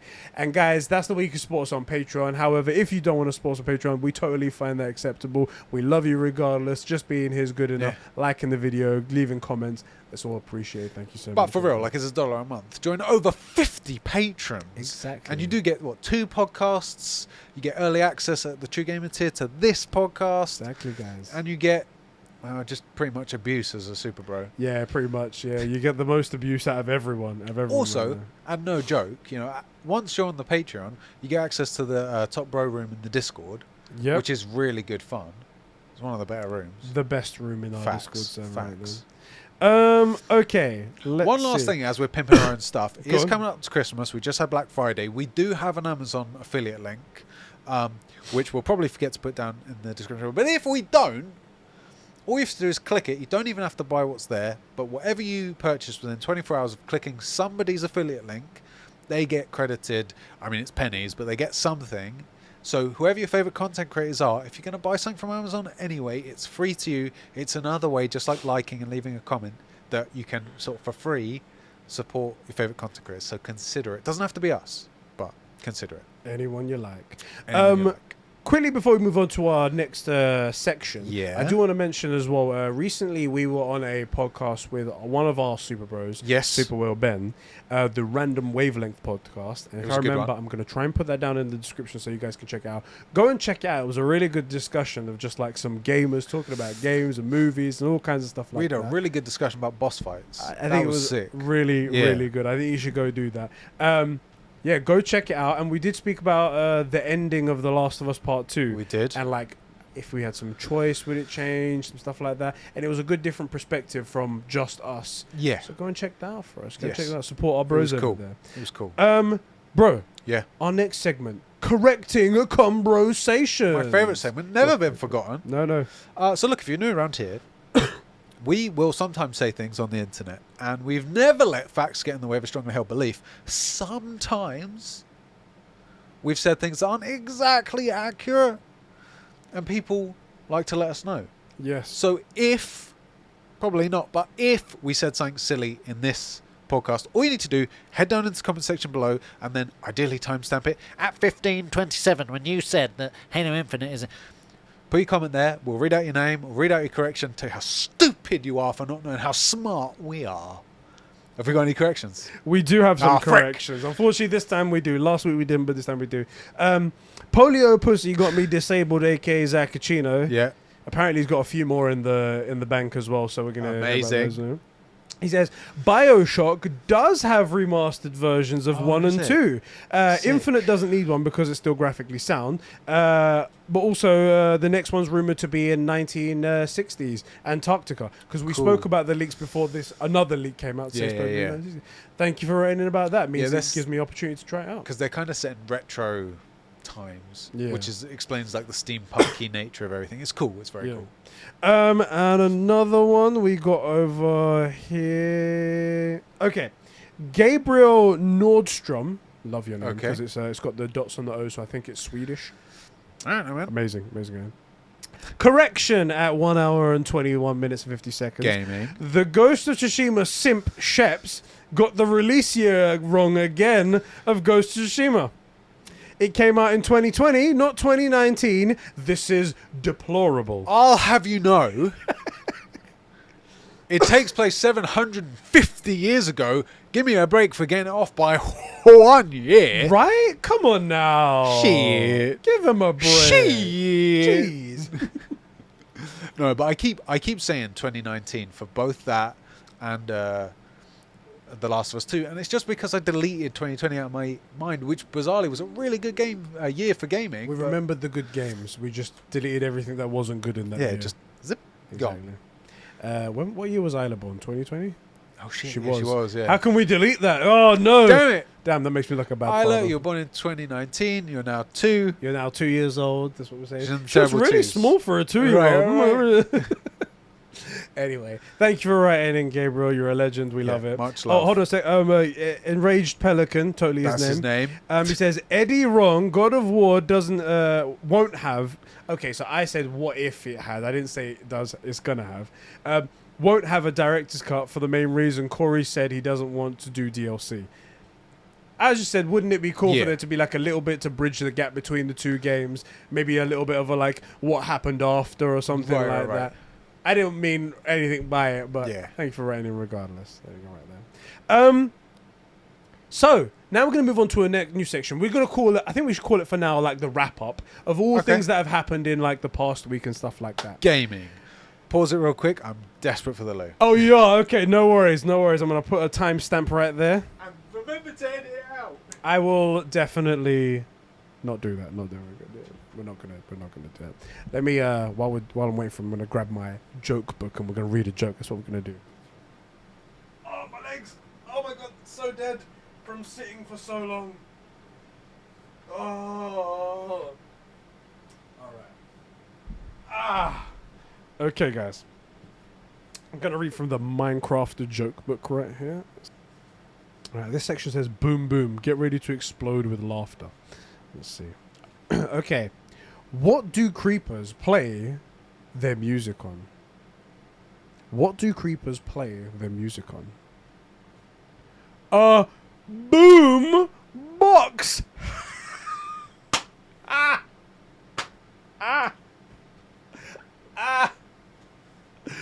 What do creepers play their music on? A boom box.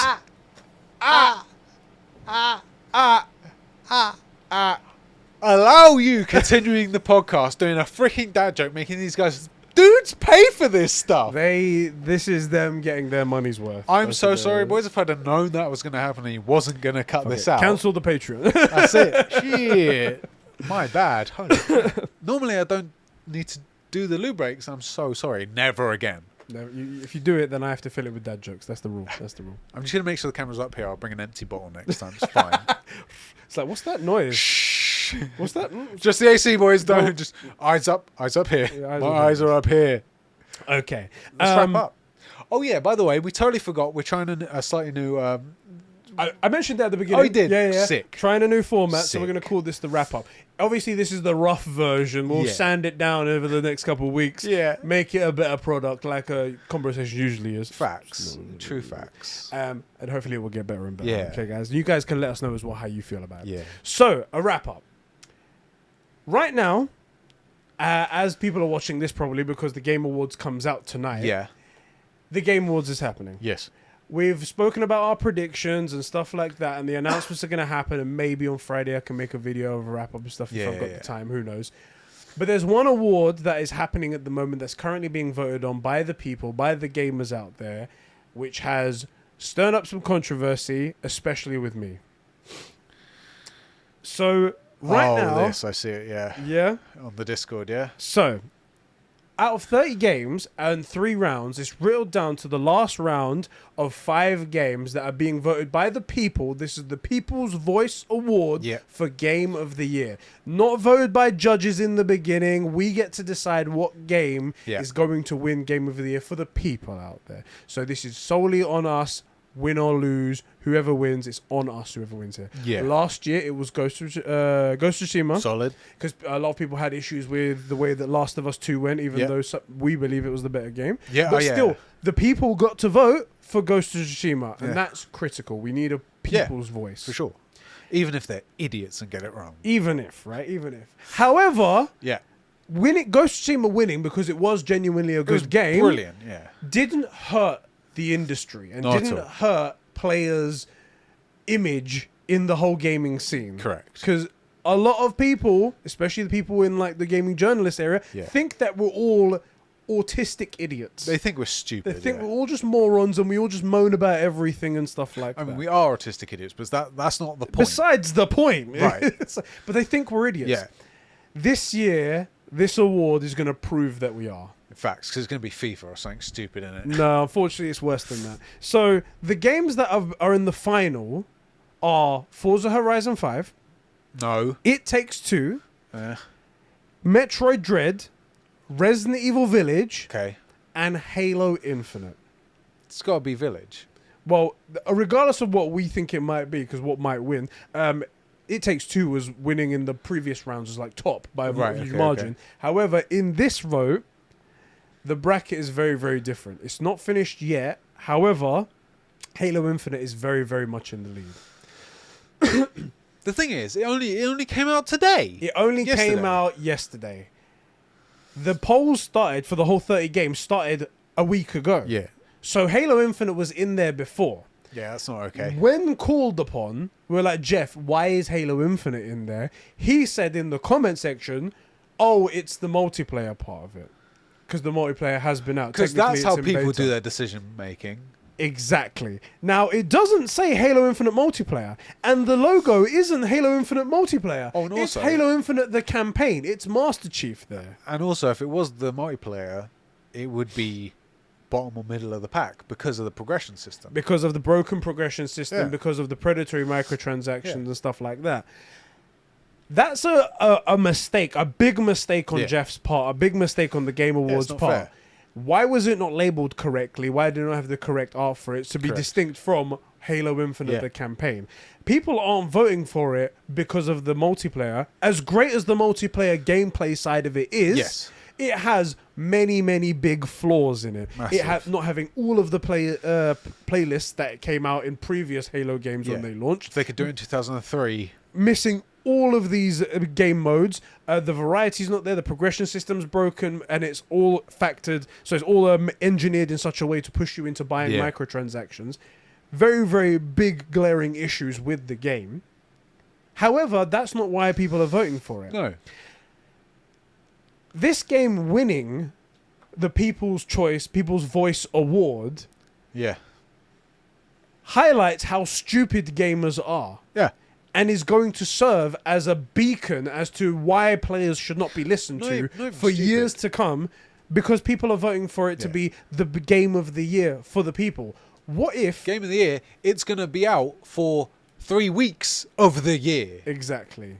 In fact, normally you're not even eligible for Game of the Year submissions if you don't come up before November the 5th, I think it is. That's the reason why it hasn't been in the main Game of the Year for like the Game Awards. Because it's not eligible. Now... This is the thing.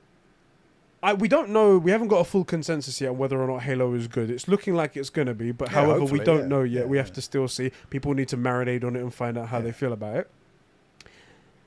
If the game turns out to be shit, say like the ending of the game is so awful and it ruins everything and like this whole game is awful. This game has already won the Game of the Year for the people now. For the gamers, this is the Game of the Year. Are you suggesting that CDPR's Cyberpunk shouldn't have won PlayStation Game of the Year last year? It's another one of those... Before it came out, by the way. It's another one of those situations where Cyberpunk won all of these awards for most anticipated Game of the Year. It won PS4 Game of the Year before it came out, oddly. It won all of these accolades on Metacritic for the PC version because that was the first one to get reviewed. And it was all skewed and everyone had their own biased opinions and stuff like that.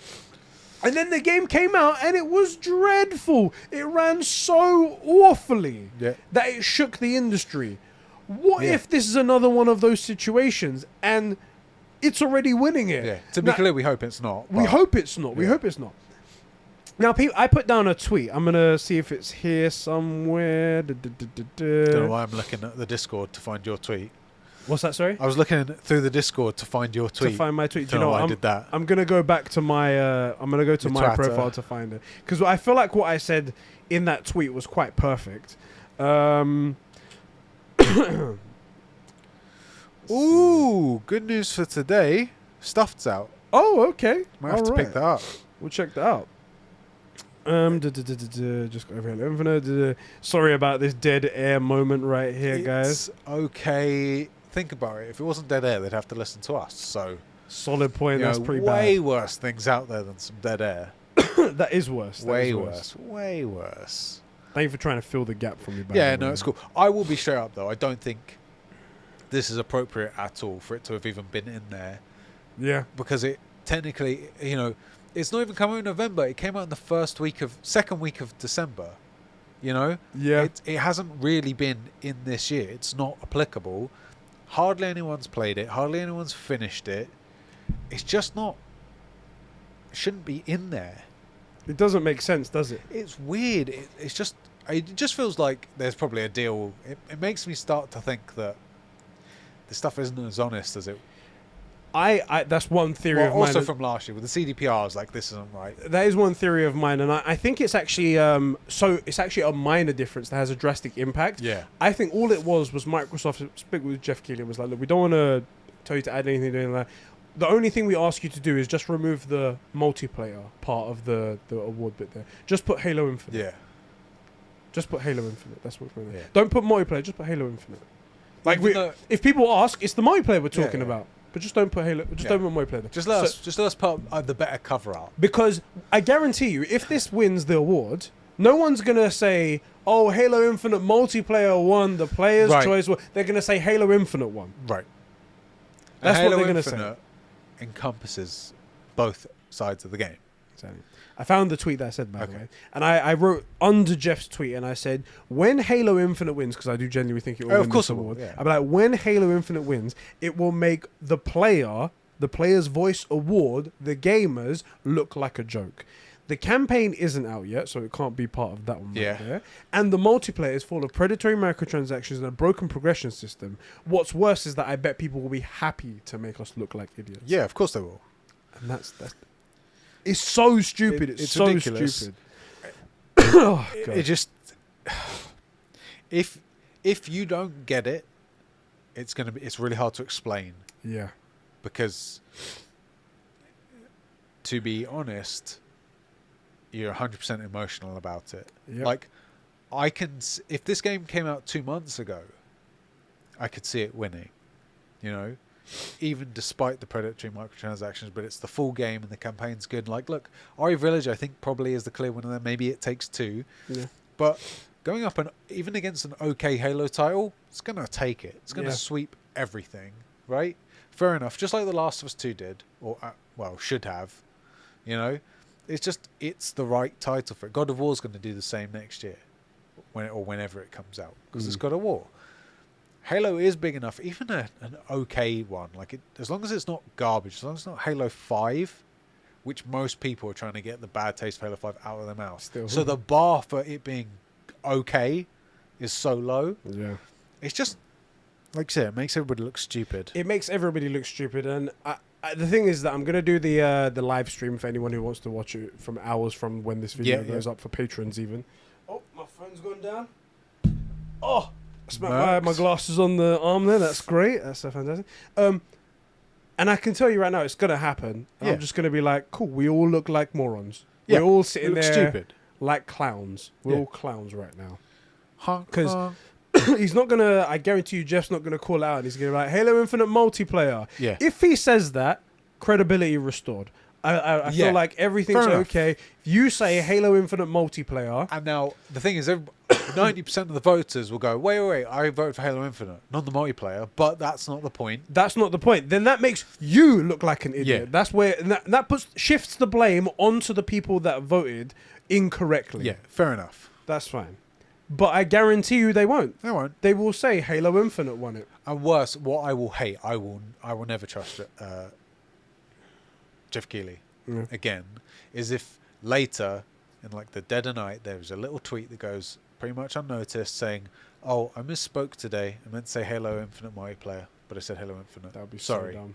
Then okay, cool, never going to your garbage Summer Games Fest again. Oh, fucking I tried my best because you're excited about it, but it was shit both times, and the second time's kind of unforgivable. First time, fair enough, no one knew what it was. Second time, you had all the data you needed. Yeah. And you still fricked it up.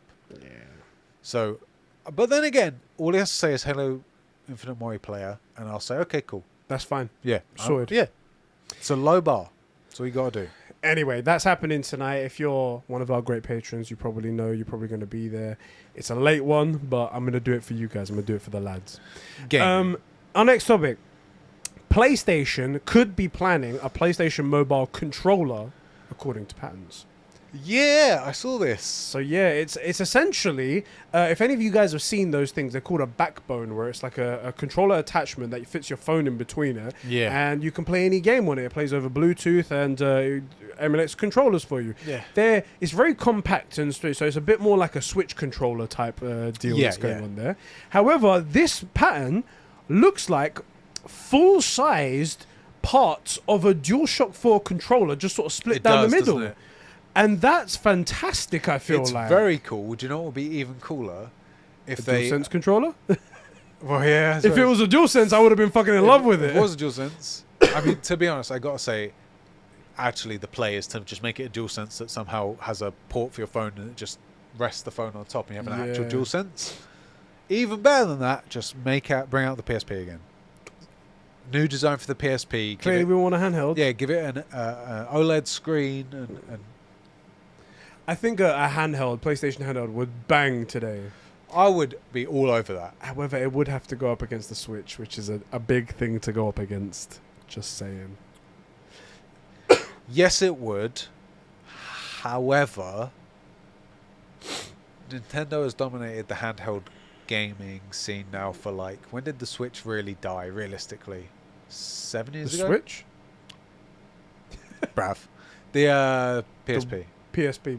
About 7 years ago? In my heart, it's never dead. But I'd say True. about that. Yeah, about that. So I feel like there's a bunch of people that are ready for it. Also, I feel like there's a bunch of people who, now thanks to the PS5 in the last few years on PS4, have gone, yeah, this is where I want to be for my games.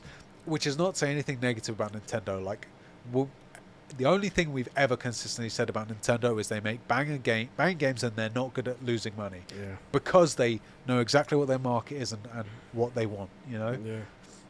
But I would love to play Detroit Become Human on a handheld thing on the train into work or something, you know? That's the thing. I recently changed out my internet, so I got a new hub. And it turns out my hub was the problem, because I was like, you know what, I've tried remote play and it's really garbage. It doesn't work. However, my hub was really restricting it and I was getting connection issues. On the new one, granted there's a faster internet speed, but I'm doing it internally still and I'm getting way better performance, like full HD stream to my phone, very responsive and stuff like that. I would love to have that on a handheld device. I could play in bed or something like that, or I can play in another part of the room when the missus is using the TV or whatever it might be. Yeah, for sure. I think it's a really, really good idea. I do wish it was the DualSense controller. It would be sick. Because remember when we got the DualShock 4, sorry? Yeah. And then we went back to try the PS3 controller. Yeah, oh yeah. And it felt like a child's toy. Yeah, it was way too light. It's like, it was way small. Somehow it had shrunk. Isn't it? It was like, this was only a week ago I tried you and this is worse. Yeah. Anyway, I feel like it'll be the same for a DualShock controller. I agree. Maybe not as big, but I think it'll still be big. Well, also, I think, like, let's say you're somebody who can't sleep at night. Let's say. Hypothetically. Yeah. Instead of having to get up and go outside and turn on your PS5, if you just roll over and take your phone and plug it into functionally a DualSense. Yeah. And then start jamming whatever headphones on, whatever you were picking up from the day before. Like, that would be banging. Sounds like a good idea, innit? It does. So that's that happening right there with no idea of when it will come out or even if it's going to come out. It's just it looks like a pattern at the moment. They don't always act on patterns. However, this looks like a no-brainer, seeing as they've constantly said how they want to increase their mobile presence. Yeah. If they're increasing game streaming using this Project Spartacus, this is just another avenue. This is another way to get into game streaming, and we'll see how that goes. Another part of a wrap up. Microsoft have also put out a pattern for an adaptive trigger style Xbox Series X controller. We saw this coming a mile off. Straight away. Clearly, they were like, "Oh, this is the better controller, they far were superior." Caught off guard. The fact that it was kind of pathetic that they asked. They should have just done it. Yeah. Having to ask, would you be interested in a DualSense? Like, everybody's like, oh, just what's the point? There's no need. Would you be interested? Oh yeah, that'd be great. So would you be interested in sleeping with Henry Cavill? Yes, of course. Give me the option. Is he down? Why is this even a question? Just tick the box for me. It? God damn. Just Henry, you got my addy, okay? Let's just go. Come on. Let's be honest. No one's that straight. It's very funny, but that's also going to become... Again, I don't understand how they're going to do this afterwards. I get that Xbox users buy a lot of controllers. Yeah. I've seen a ton of controllers that Xbox users buy. Yeah. There's not a lot of games to buy, that's why, I guess. Right. But they are very good-looking controllers, so they could sell this one, I guess. I was going to make this joke earlier, but I forgot as it formed in my head. But I did once tweet, and I still, at the minute, believe it, that the best thing about Xbox is Pope. And his art, all of his controller art and console art is currently the best thing. I'm looking forward to the day where that's not true, where there are a ton of great games. Yeah. I'm looking forward to going, I'm going to have to eat my hat here and buy an Xbox. I want that to be the case, but as of right now, it's not the way it is. All right. What's our next? Is that a wrap up there? No, we've got a few more things to mention. Ubisoft Oh God, are entering the NFT space. oh who cares? This is the thing. So Xbox are the first ones to... Ubisoft are the first ones to jump into the ring of the NFT stuff. And the way they've done it is they've made unique skins that can only be acquired through this NFT system in Ghost Recon Breakpoint, a game that everybody's playing right now. Yeah, that's massive right now. Right. What? Running on the blockchain system, so it's going to be unique and only limited numbers of them being made to test out their new system. As of right now, they're free. Obviously, they still have value because there's only a limited number of them and you can sell them online and stuff like that. But as of right now, they're free. Let's get all of them and just never do anything with it. I guarantee you that it's not going to be free forever. No. The reason why they're doing this is to test to see whether or not you like it, so then they can charge you later down the line. One of the main... There's only a financial incentive in this. There's nothing else. For sure. No one's doing this. Then it's not... Especially Ubisoft. They're predatory. I mean, even within the company, let alone outside of it. Exactly. I just look at Valhalla. But the other thing about NFTs is that once it's made and sold, and this is why lots of artists are liking it, is that you always, as the seller, as the person that created it, get a kickback. Whenever it's sold, you get 10% of the value. Yeah. Or whatever you code into it. I think it might be flat rate. So if these things come out and in a year's time they're going for $100 a piece, well, Ubisoft gets a free $10 every time it's sold, and then it would presumably go up and up and up. Shep's explained it well there, but that's the whole reason. That's the whole big thing behind NFTs, just in case you didn't know. Because it's a very confusing thing at the moment anyway. Not a lot of people know what it's all about. But it's a way of making sure that that thing can't be replicated, and you can identify whether or not this is authentic by this non-fungible token, it's called, something like that. And crucially, the person who created it gets a kickback of any sales that go through on it. So that's the reason why even doing it free is beneficial, because if it gets sold down the line, Ubisoft still make money off of it, and they're not the ones that put any price tag up, so they're the good guys. That's the reason why they're doing it.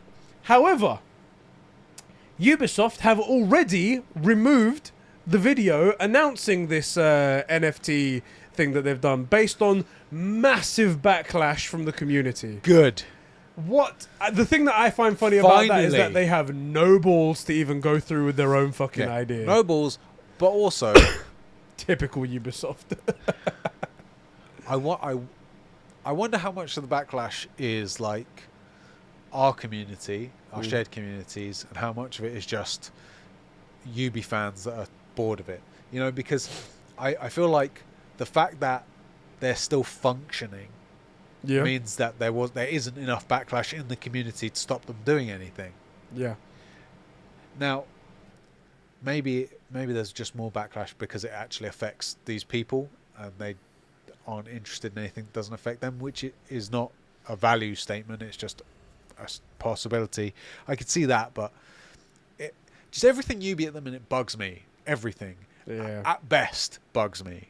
At best. And at worst, it gets much... At worst? Whatever. It gets worse than that. Freaking Ubisoft, man. Anyway. So dumb. I was about to say something stupid. I was about to say NFTs in gaming are stupid, but actually, if there was the right, like, Master Chief skin or something, maybe ideally from Bungie, Halo. There's always a draw. There's always a draw to it. It's just the inherent nature of NFTs. There's always...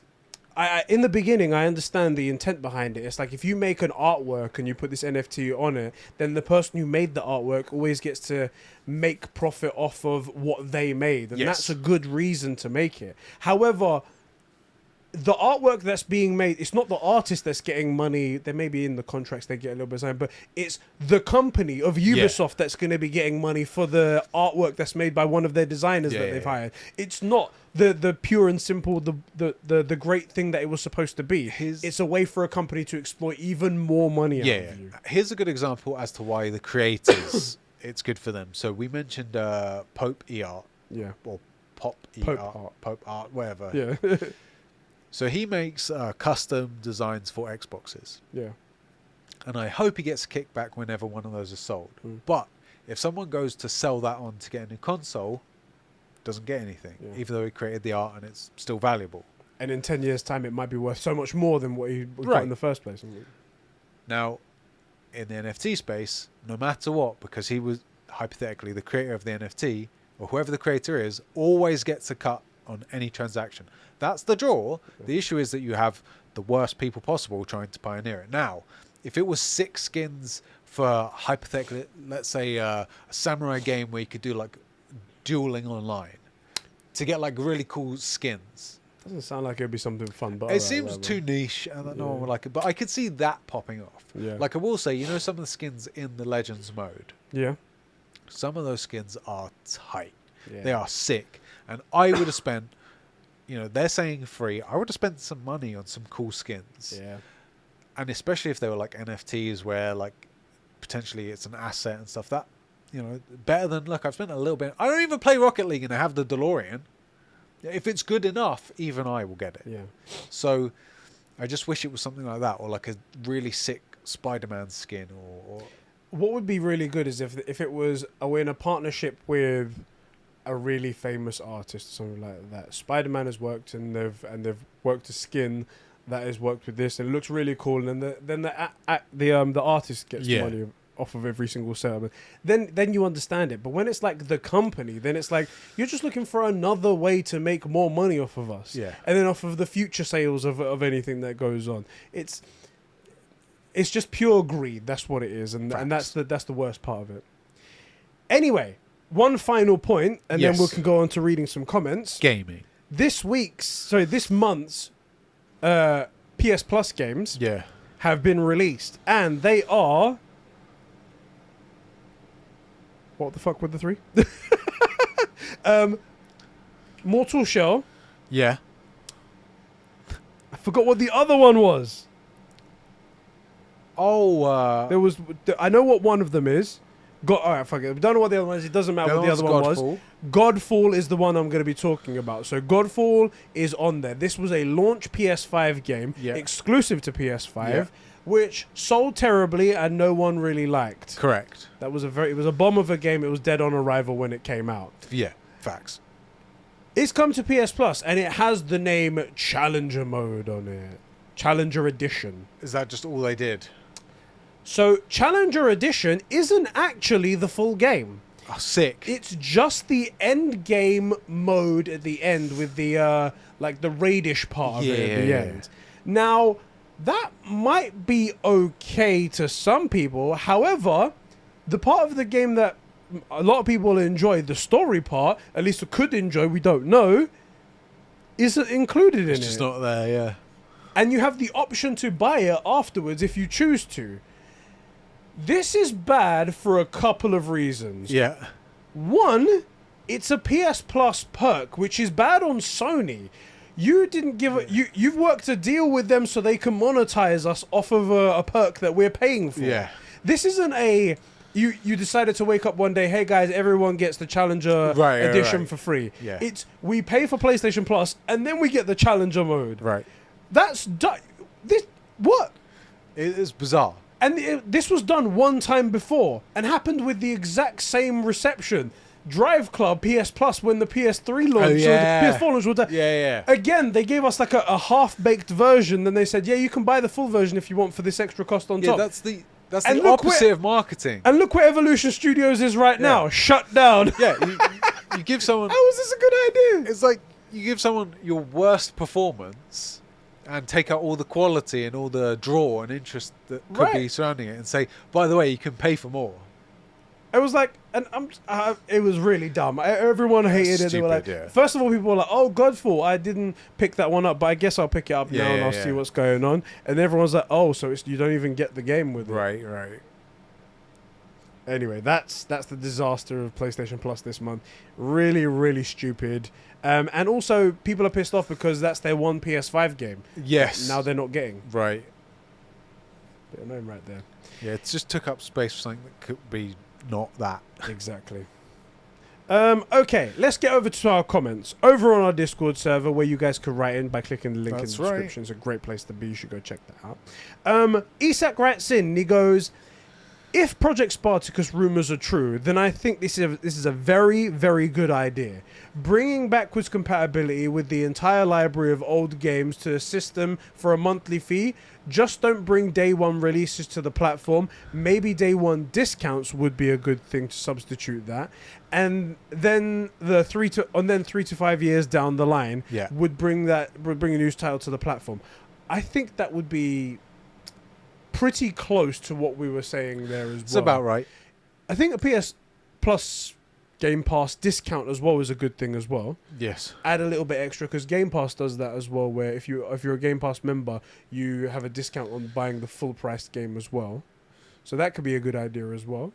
And just another added perk to the whole system right there. I agree. Let me see if anyone else wrote anything about Spartacus as well. Well, on... No, never mind.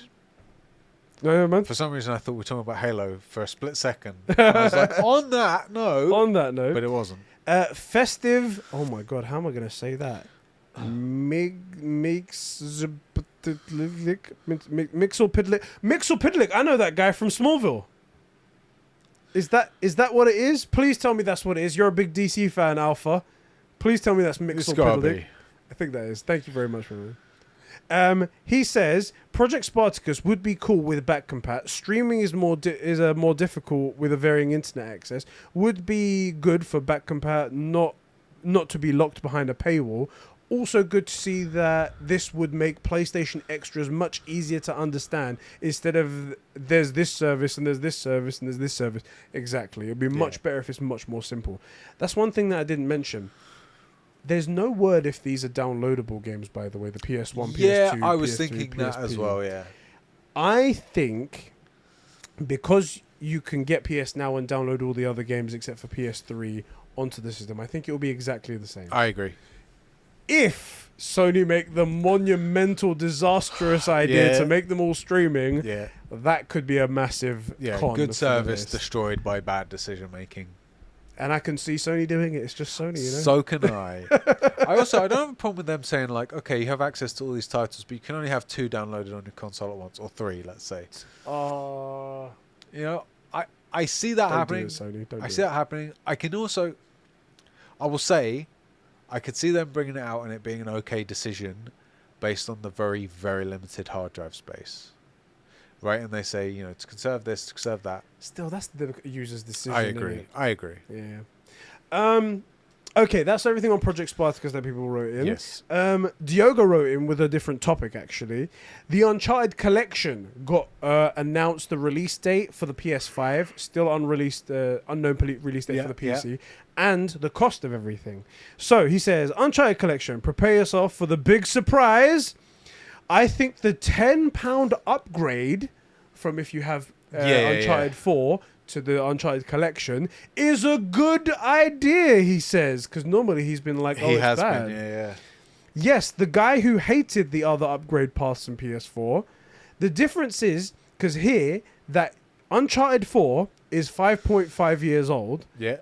And Lost Legacy is about 5 years old, at least by the time it releases.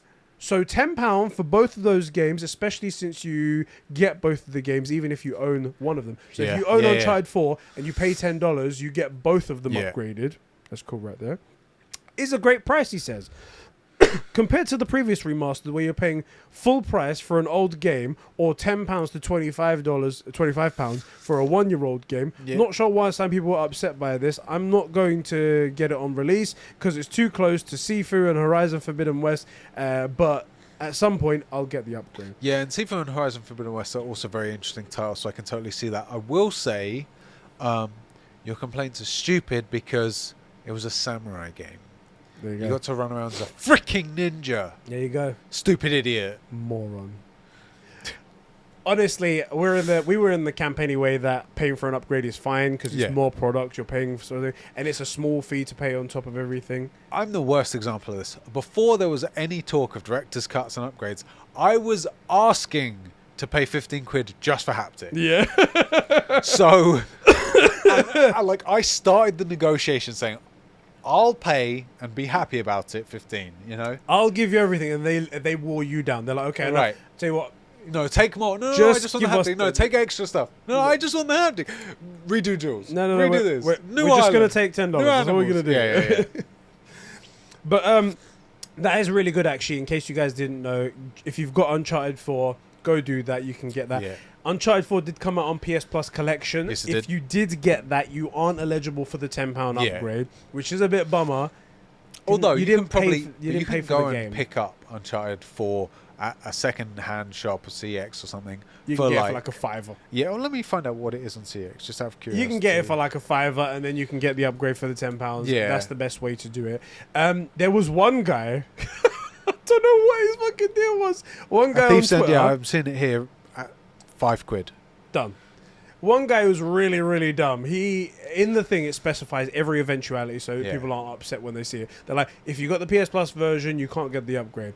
If you have the physical disc on PS4 and you now have a digital PS5, you cannot get the upgrade. That's that. It's like, because you can't put the disc in. Right. You need to put the disc in order to get Yeah, the they update. can't verify And the you guy's have like, the game. what the fuck, Sony? It's like, hold on a second. How are you going to play that game regardless of the Right. update? Because you don't have a disc drive anymore. Right, because you're an idiot. How are you going to get this That's upgrade? why even next gen I'll have a disc drive if it's offered. You've made that decision. That's your fault. Stupid idiot. Moron. You dumb, stupid idiot. Anyway, that's cool there. Let's talk a little bit about... So I did ask a few people to write in about their Halo experiences. Yeah. No, I want to quickly just jump into this Go because I forgot to bring this up. Monster Man linked an article Good. about Bungie bringing in old Halo stuff because it was their 30th anniversary like a week ago. Yeah. And I thought it was freaking hilarious that the Magnum made it into freaking Destiny, but not Halo.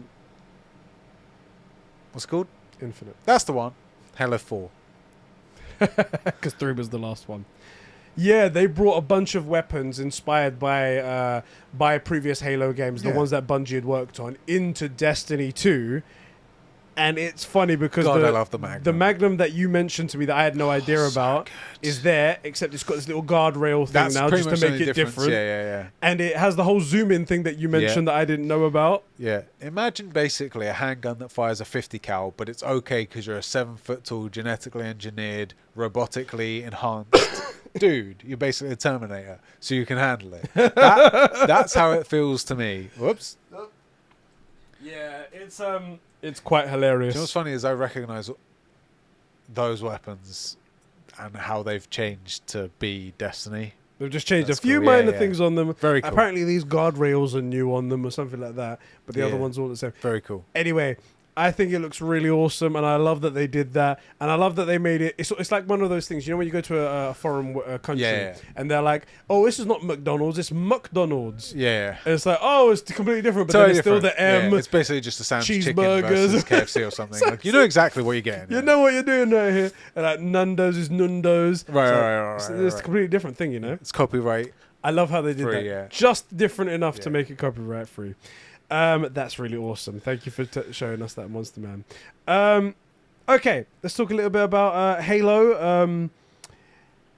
Alpha wrote in and he says, by now Halo Infinite has released, and my first half an hour was fantastic. Really loved the music, the weapons, but it felt easier than previous normal modes. So playing it on normal. I've only played it on normal, and I've played Combat Evolved through to 5 this year. Oh, he's played Combat played all of it so 5. far, yeah. Damn, that's a so achievement basically right what there. he's saying is he's played all 5 titles recently, and so it's a pretty easy comparison. It feels easier, yeah. Maybe it's because I've grown more as a Halo gamer. It's possible. Could well be, yeah. Right there. And then in the next half hour, I fell and died, and then I respawned in a really bad place and spent 30 minutes trying to figure out my way back to a normal route. Eventually, having to grapple all over the place to get to the main pathway. This is the bit with lots of running and a giant area, over stuff falling all around you, and then the logo appeared. It was fun up until this point, but that's where I got lost. Just like I said, it's the old classic of a poor autosave check system that doesn't really work. That's how I spent my first hour. Right. This is exactly the same. I die in the open world area, and it put you in a stupid spot because open world, haven't got an good open world system, and it's just crap.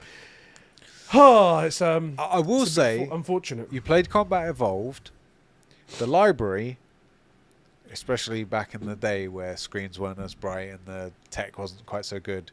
I mean, people got lost in that. There were like threads on Reddit and stuff like, "How do you get out of this place?" You know, like, and where are you? I don't know. Right? Yeah, I'm stuck in the library. I don't know. I don't know. It was the same. So, but I do feel you that's really frustrating, and that's exactly what you shouldn't have in a Halo. Yeah. You know, it should be, you die, you respawn to the previous checkpoint, and you go again. That's how it should be. Yeah. So, yeah. I'm going to read now about the NFTs that we spoke about. Isak wrote in saying, it's obviously that Ubisoft is shooting for a quick profit with this NFT thing, and I feel like it will very likely backfire in what way. Yeah. I don't know yet. It's already backfired. They've removed the shit from the YouTube channel. It does. It just seems like the kind of thing that would easily backfire. Yeah. I think it will. I think it will. Yeah. Monster Man also writes in about the NFTs, and he says, I feel like it was a given for Ubisoft to get into the NFT market. Can't wait for Helix points to become Helix coins in the future, and that and experimenting with NFTs in Tom Clancy's Breakpoint, a game nobody literally cares about, rendering Ubisoft Quartz useless, because Ubisoft Quartz is the name of the system they're using. It really is just... It is only a matter of time. The thing is, no one's really sure if... Crypto's been around for like 20 years, and it's only in the last few years gained any widespread use or attention. So it's probably still too early to see if NFTs are going to stick around. Yeah. But I do see it, if they do, it is a matter of time, and not a long time before that's just how you get your skins. Although it will be interesting to see, like, there was that CSGO skin gambling thing. Yeah. Well, now there's a real world value attached to all of it. That could be either very dangerous or very interesting. And when I say dangerous, I really mean for like idiot kids' parents. Yeah. We'll see. It's a very interesting time to be a gamer, for sure. Yeah, landscape's changing so greatly. Yeah. I don't like it though. Don't change anything. Just keep it how it was. That's right. And finally, Alpha says, NFT news right here. The Game Awards addresses no NFT stuff, and Phil Spencer addresses their assertion as well. He goes, clap, clap, clap. Even more reason to continue to hold us Ubisoft accountable. Yeah. Even more reason right there. Even more reason. Facts. And that's everything that we got to talk about, guys. That's our episode. Thank you guys for tuning in for another episode of the True Gamer Podcast. As I mentioned, if I can, on tomorrow, whenever the episode goes up, on Friday, I will try to do a wrap-up of the Game Awards stuff, and we'll talk about our predictions and what we got wrong and right. Yeah, boy. Next episode. I can't even remember what the bet was for. We was it pizza bet? Pizza and the sides. Oh, yeah. On Conbrosations Day. Do you know what would be cool? Oh, it's not going to be on Conversation. I was saying we could maybe do one of those, we talked about doing Movie Club where it was us on the sofa. Yeah. We could do that as like a watch-along live stream, but... Zack Snyder's Justice League, the perfect Christmas movie. Yeah, the perfect Christmas movie. As we said. Right. Mate, for $1 a month, you're missing out on this great content. You missed out. That was an extra. Guys, thank you so much for tuning in for this episode. We'll see you guys on the next one. We will. And, bro, I'll see you in the next one as well. I'll see you in the next one. Let us know about the new format. Yeah. We moved some stuff around. I feel like it flows. I actually feel like it flows pretty good. I think it was quite nice. It's different. Like I said, we'll sand it down. Yeah. Next one will be all right. Needs a bit of sanding. Yeah. And then the third one will get splinters. Polishing a bit. Right. Disgusting.